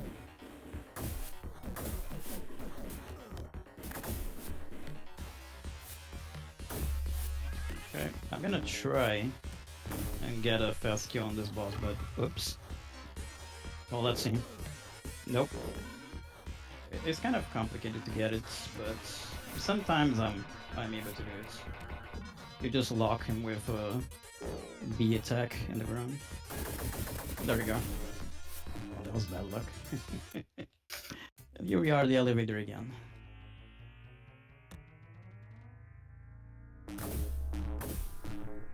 Everyone's favorite level, am I right? Absolutely. Of course. This is where we discuss which one is your favorite X-Man and why is Gambit. That's right. This is where debates are solved, is during this level.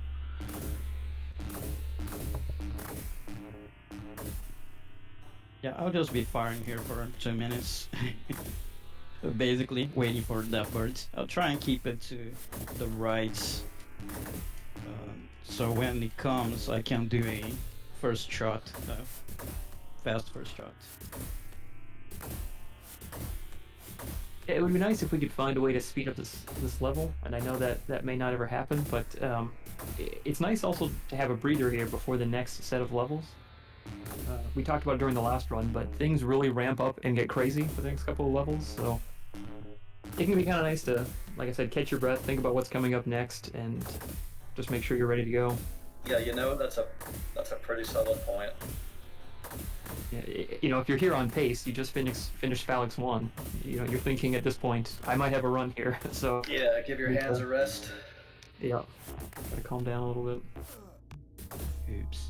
Okay, Because there's I was gonna say there's no other breaks, but I kind of take that back, because once you defeat the Brood Queen, you get to enjoy that fanfare and Yeah, pause for a moment, right, but that's only like less than 10 seconds or something. You know what? I forget to look at the time. As usual. Not sure when that bird's gone. But that's no problem. And Griff, I completely agree regarding the character designs. I think they all look great in this game. And there's a lot of great animation in this too, I think.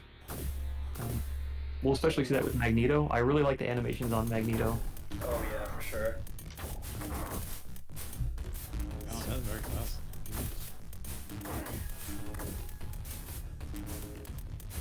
Yeah, a little unlucky here. Oh, A little there we go. unlucky. What I go for is a shot in the dark whenever I can. When I know where she's coming from. It didn't work very well. Oops. Okay, so here's where craziness starts happening. I'm gonna do a lot of jumping around. Well, that was very unexpected. Okay. It happens. I don't need yellow health. I really like this spacing on these landing kicks. You're spacing right in front of the enemy's landing, and you're stunning them with your kick and then moving on, which is working out great. You're not plowing into them and taking damage. You're just carefully moving through. Looks awesome. Okay. I'm a little scared. But it's okay. It could have been worse here. I'd have to wait for that fly. She always hits me.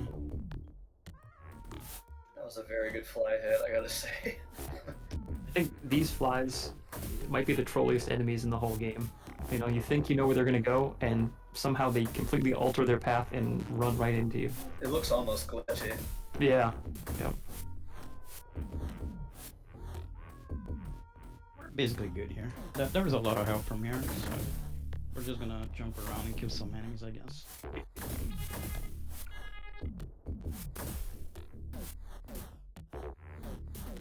Oh, I like that section a lot. The dive kick to the right and then the downward attack. Looks so cool. Nice.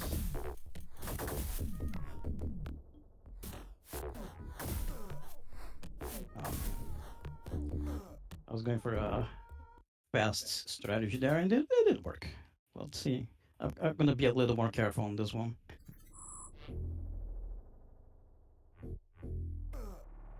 Oops. I really like how Gambit's cards are still charged during his falling animation. That's super cool. Oh yeah.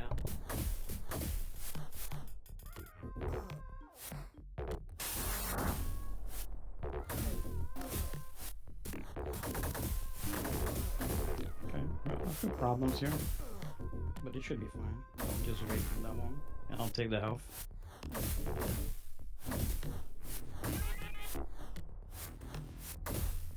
I hate that fly. That specifically fly. I Yeah, really hate it. that one is a troll for sure.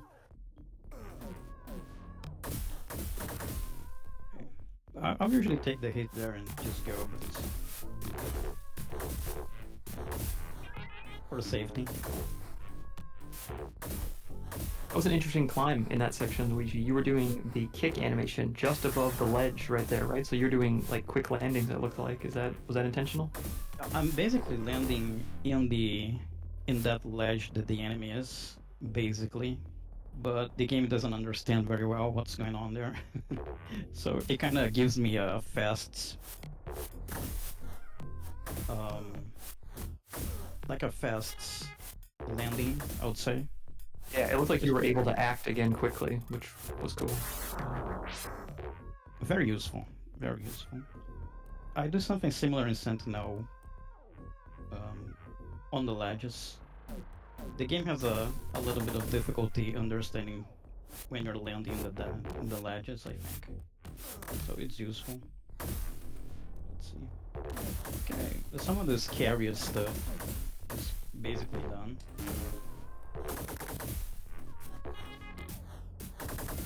Yeah, once you just get to gonna the try try- one, like in health. Go ahead. Yeah, I'm gonna try and keep the yellow health for the boss, but can't promise that. Yeah, it's tough. That final room, that final hallway, getting through with yellow health is definitely rough. You got it in the world record though. It was Yeah, I really did nice get it. for a Queen Brood fight. That's a shame. I'm gonna try and keep that yellow health here.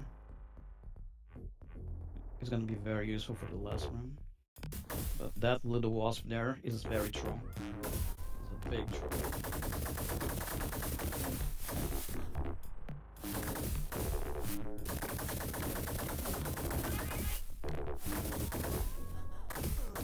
Oh, that's very unlucky. Okay, that happens, that happens. The fly got in the way of my cards. That sometimes happens. Ooh, got through with I thought it was yellow. Very Nice work. nice. I thought I was gonna get the hit there. Here we are. I'm gonna try the double cycle, but I can't promise that.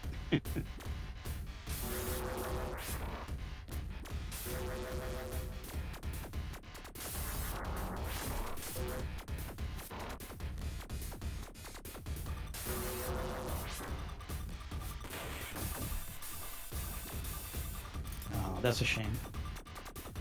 I was a little fast there.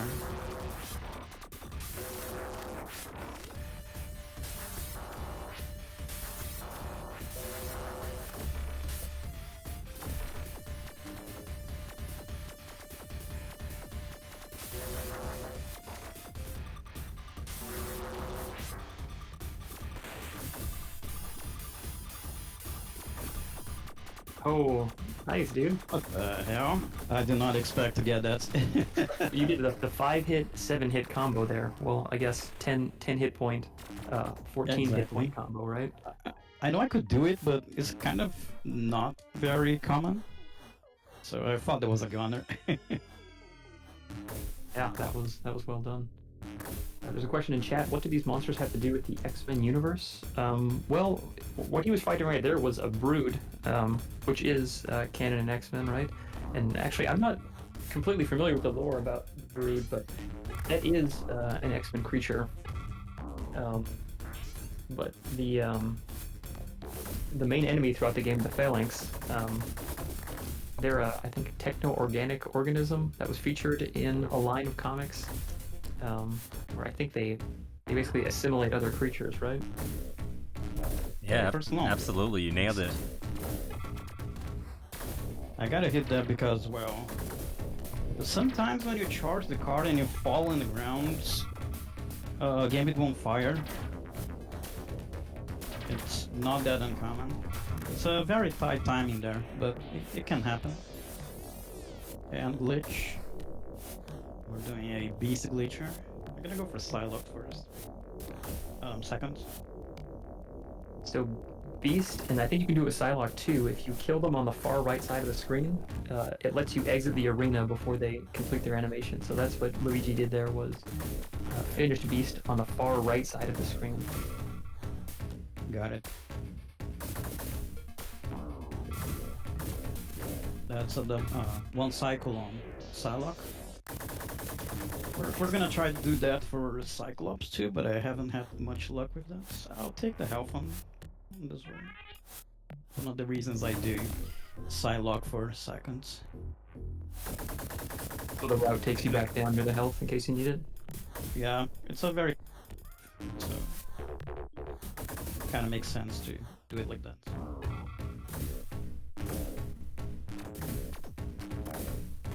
Okay, got it. Yeah, we're gonna go one cycle with Cyclops too. I did not got this one in the world records. That sucked.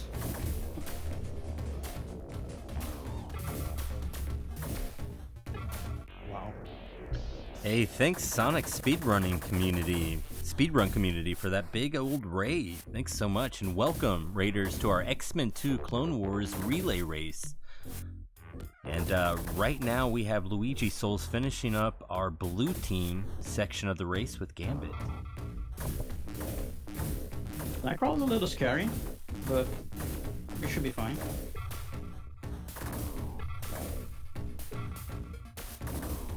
We just have to jump around lots. We should be fine. And Luigi, it looks like the basic strategy with the clones, with the projectile, is that once they transform into their second phase, you do a charged attack, and then you just do a quick uncharge, because that's all you have time for, right? You can't fit in 2 charged Exactly. ones. I gotcha. Most of the clones will transform very fast. And we definitely want to avoid that. Well, here is one of my biggest problems in the room. Gambit itself.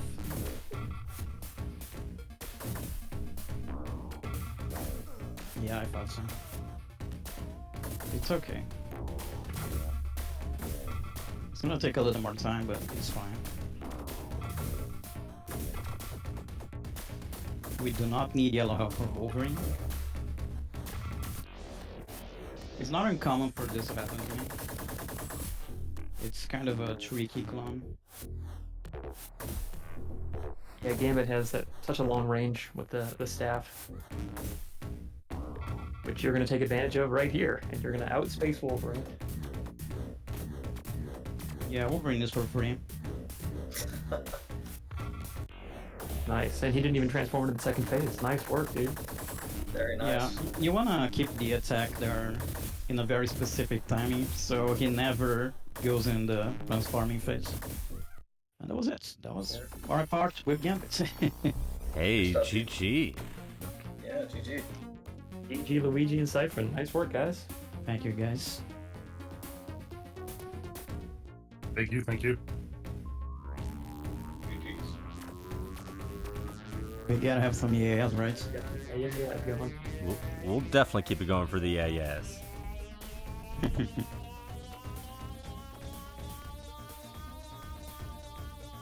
shout out to everybody who's running today. Yeah, thanks to everybody that signed up to take it on. We have 6 different runners today, which is great. The next, if I'm not mistaken, is Topaz and Guto. Is that it? That's correct. Yep. Nice. Okay, I guess that's it for me, guys. Good I'll stuff. be What do you watching the rest of the relay. Well, thanks so much. Absolutely. And GG again. Thank you, guys.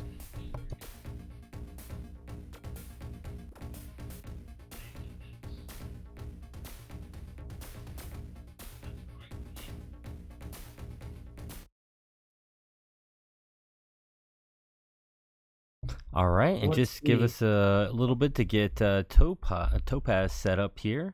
Looks like he's getting things Yeah, set what up. do I need to do, guys?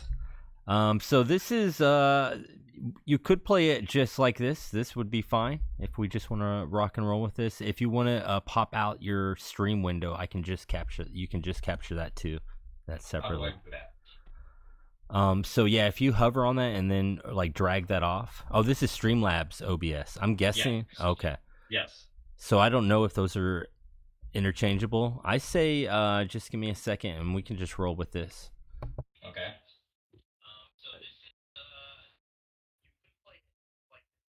Topaz, if you want, you can drag the panels a little bit to make the controls smaller, to make the preview window larger. I don't know if that'll help Booster or not. Oh yeah, that's a great idea. Yeah. There's like there you go, those things right there. You can drag those downward. Yeah, can you make all the info smaller so we have the largest game screen we can? Okay. How about that? Can you grab the lower one, Topaz? You can even lower that one as well. There you go. Ooh. There we Do you go. want the whole game window out, or I- that one?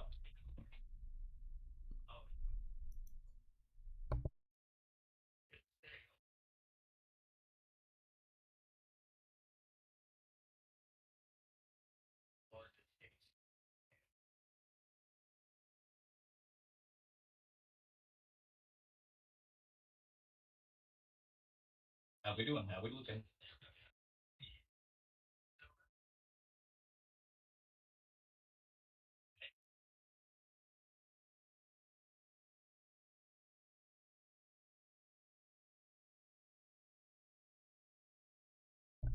Well, excellent. Well, I am good to go.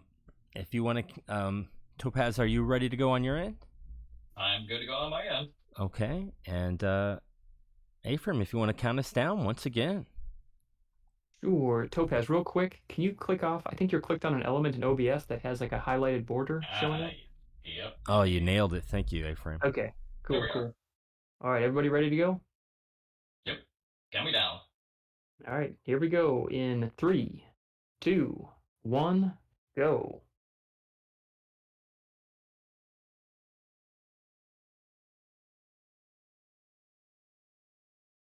I'm not getting any game audio. Let me see here.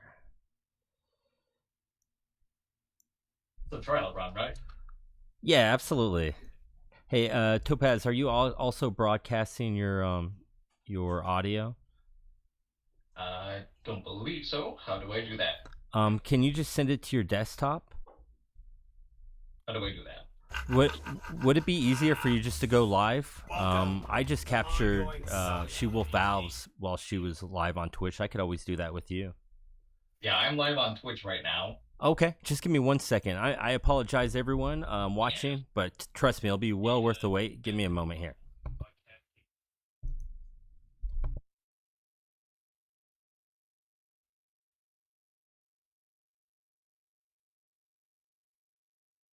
And Topaz, are you streaming your mic through Twitch? It should be. It's through Streamlights. Is there any way you could mute your mic on your stream? Because we'll be picking it up on Discord. Let's go to Streamlabs.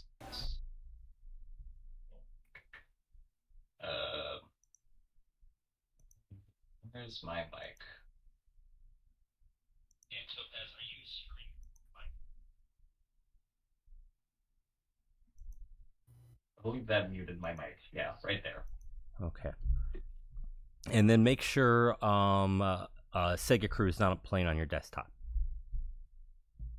It is. Let's see. Oh, I guess that wouldn't matter if we're picking up your stream here. Okay.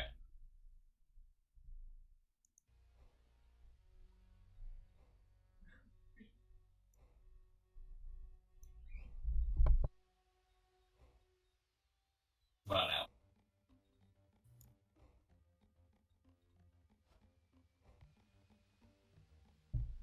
Definitely getting your stream volume. It's a little stuttery on my end. Let me try to reload your stream.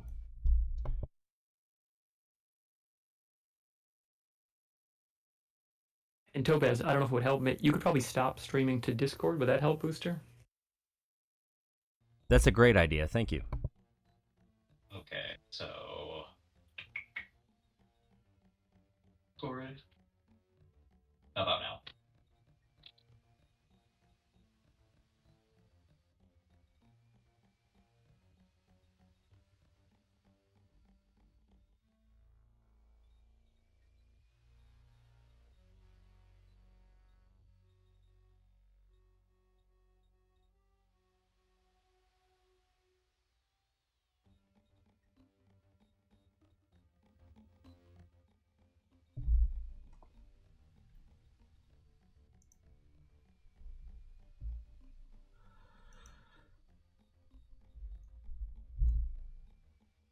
Looks like the stuttering went away from what I see. Booster did. Yeah, it looks Yep. good to me. It looks good to me. My only thing now is the game audio. Can we maybe increase that? At least on Topaz's own channel, it looks good. On the SegaCrew channel, it's never mind. I think it corrected a little bit. Yeah, there it goes. Do you hear it now? Because I turned it up on my OBS. Yeah, looking good. There we go. Yep. I think we're good to go. All right. Should we just do the countdown over again then? Yeah, whenever you're ready. All right. I guess in 3, 2, 1, go.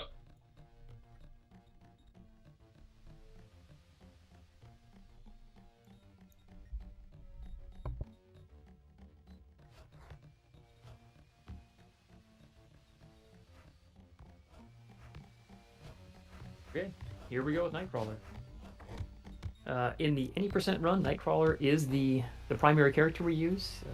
He has a lot of excellent movement options. He's got fairly fast run speed, but we'll mostly be using him in the air because he gets a tremendous boost of speed from his horizontal jump kick. Like the other characters, after you initiate that horizontal burst of speed, you can lock it in by performing a second attack. In this case, Nightcrawler is able to perform a second neutral kick and lock in that speed until he hits the ground, which is used a ton throughout the run.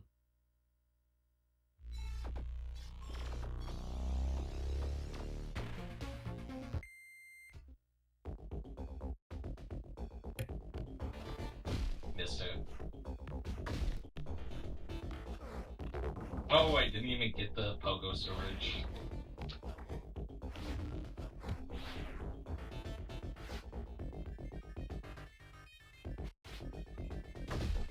Okay, so what Topaz was trying out there was there's a fairly new skip that Orkin discovered where you can store a pogo, like we discussed with Beast, which occurs when you get hit out of your downward aerial attack, and that'll trigger a pogo on the next attack you land on an enemy or object. And you can use that to set up a skip that would allow him to clip through a ceiling. I think it saves about 5 seconds, which is nice to have, but not super critical. So once Topaz saw that he didn't have the pogo stored, he just moved on and kept going, which makes sense. So I mentioned earlier that Nightcrawler can lock in the horizontal boost he gets from a sideways jump kick. informally, well, I guess we call it a super jump because that's what R.G. Gibson called it, the earliest speedrunner of the game that I know. So when you see him do a rising jump kick and then you see Nightcrawler freeze in a pose where he has one arm stuck forward and one leg sticking behind him, that's the super jump. It's not seen too commonly in these early levels because the ceilings are so low, you don't have room to fully take advantage of it, but you'll see it a lot more when we get into the next set of stages, Avalon.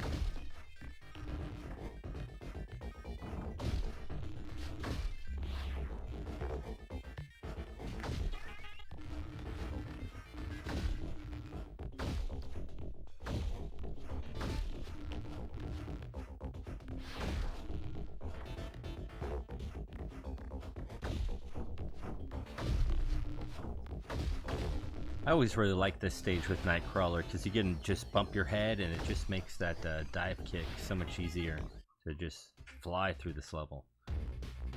Nice early exit Topaz. Yeah, no kidding. Really quick.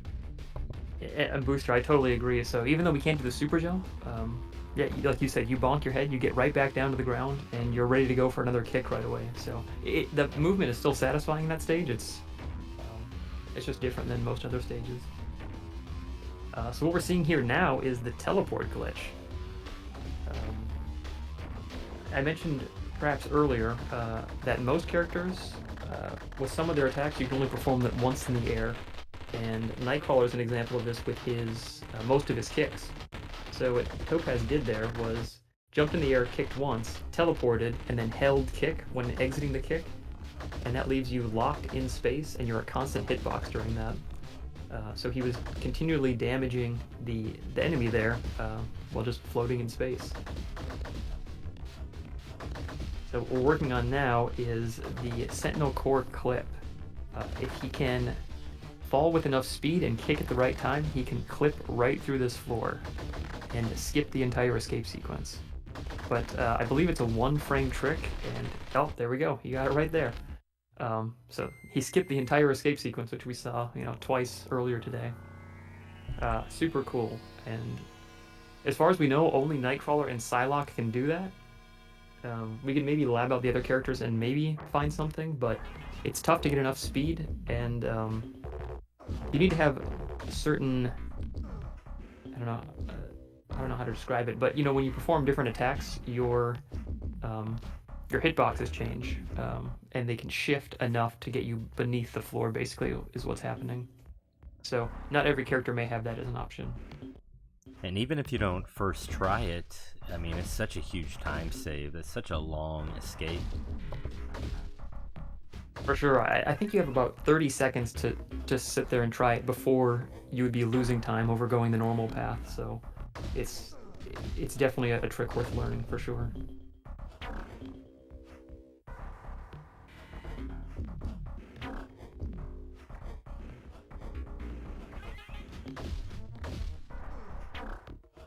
A trait that I believe is unique to Nightcrawler is that you actually get a burst of speed when you use his double jump. It's kind of surprising that Nightcrawler's neutral top airspeed, so if you just jumped in the air and pressed left or right, is among the slowest in the game. Many other characters have a faster max airspeed if you don't account for his double jump, but when you add the double jump in, he gets a nice burst of speed, which helps a ton for him. On that last boss, we should have mentioned, Topaz went ahead and lined up to attack the boss with his teleport attack. If you have yellow health with Nightcrawler, the teleport attack will do 4 units of damage, compared to the 1 unit of damage it does out of yellow health. So teleport's kind of a clunky attack, just it takes so long and the range isn't incredible. But for a few bosses, if you can line up properly, it is his most damaging option.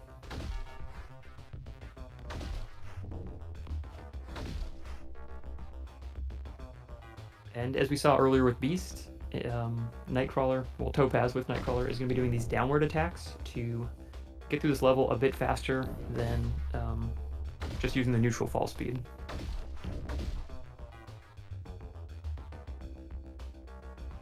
I personally think this is a very difficult level. If you line up properly, you can hold the dive kick for very long and you can save a lot of time. But if you're mislined at all, you kind of need to abort, otherwise you're going to run into those lasers. And even if you are lined up as best as you can be, you're kind of playing a game of chicken with those lasers. You know, how long do you want to hold it before risking taking damage? Okay, another use of teleport glitch here. He's just going to go ahead and hang out here and damage Exodus as soon as he's vulnerable.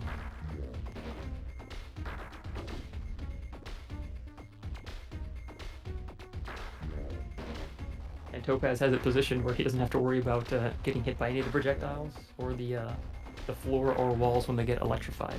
So that's kind of cool.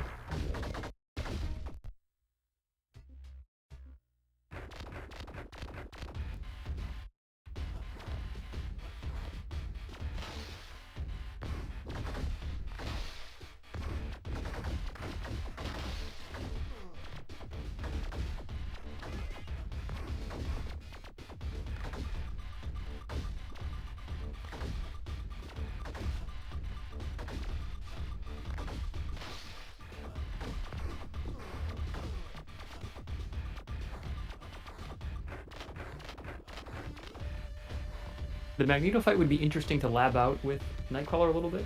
The TAS actually uses Nightcrawler here, because it's the fastest option, obviously, for the TAS. But so far at any percent, we continue to use Wolverine, but I would be curious to see if we can actually get, you know, a human performable strategy with Nightcrawler.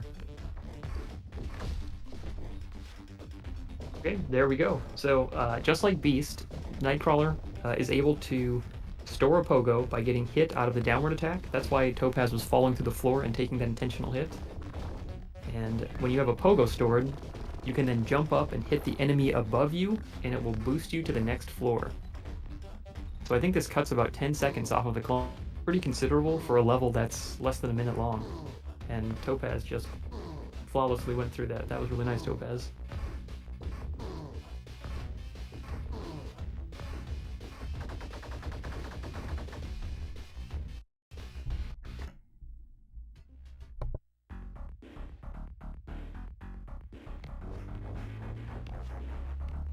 I'm so sorry about all the technical difficulties that we're experiencing. We'll try to get sorted out on my end.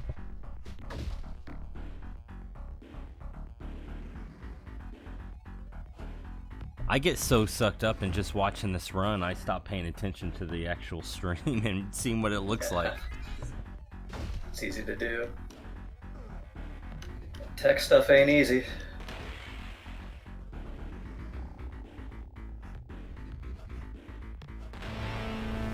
So again, Topaz there took advantage of pogo storage, and I think that's the first time we saw making use of the out of bounds glitch that we have with Nightcrawler now, which involves storing a pogo, sticking to a wall, flipping upside down, punching an enemy to trigger the pogo, and then sticking to the ceiling. And for some reason that lets you clip out of bounds and skip large sections of the level. So he was able to just skip a large portion and then go through and finish the rest of it normally.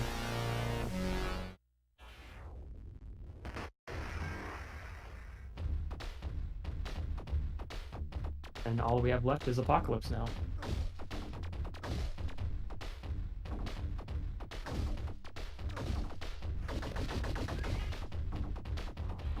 So Topaz is going to go ahead and take some intentional damage here to start.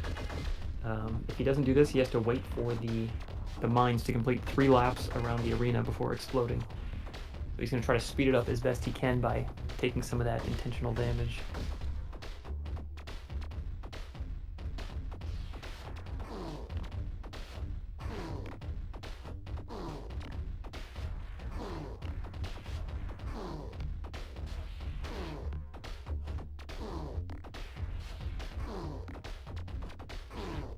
Okay, so Topaz has Apocalypse locked in a pretty good pattern here. He's just performing the Apocalypse dance, just back and forth, land a hit, retreat, and just keep repeating that.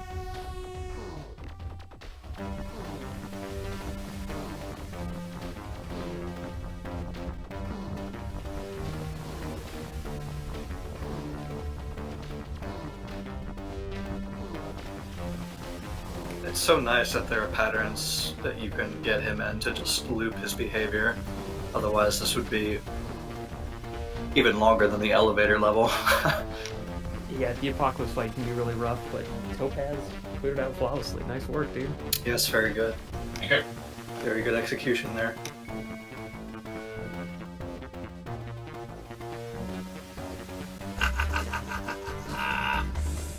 Welcome. Yeah, are we back to up and running ongoing now? saga. Working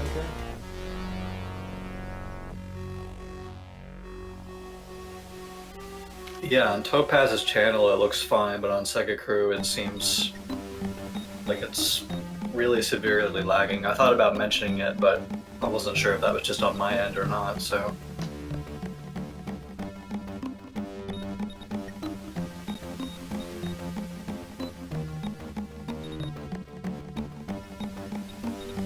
On OBS. Let's see here.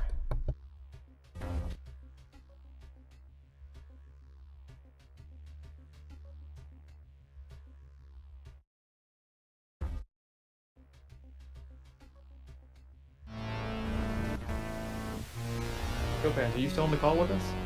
Yeah, I'm still here. Nice work, dude. What'd you think? Oh man, I could not. Anything that could have gone wrong, I felt nearly did. I wanted to get that Sentinel 1 Pogo storage, and I thought I did. Flawlessly. But somehow, like, That's very good. today and yesterday, I had the hardest time just latching onto that door for whatever reason. Wednesday and Thursday was fine for me, but I guess I didn't get storage, or maybe I lost it somewhere. I'm not sure. And then Sentinel 2 was fine. Avalon 3 is Avalon 3. At least I got the swag drop on Exodus. Fortress 1 went well. Fortress 2, today I just could not get to the bottom part of Fortress 2 without being hit by those air rollers, but, you know, at least Apocalypse went well, and I guess that's all I can hope for, really. Yeah, that was really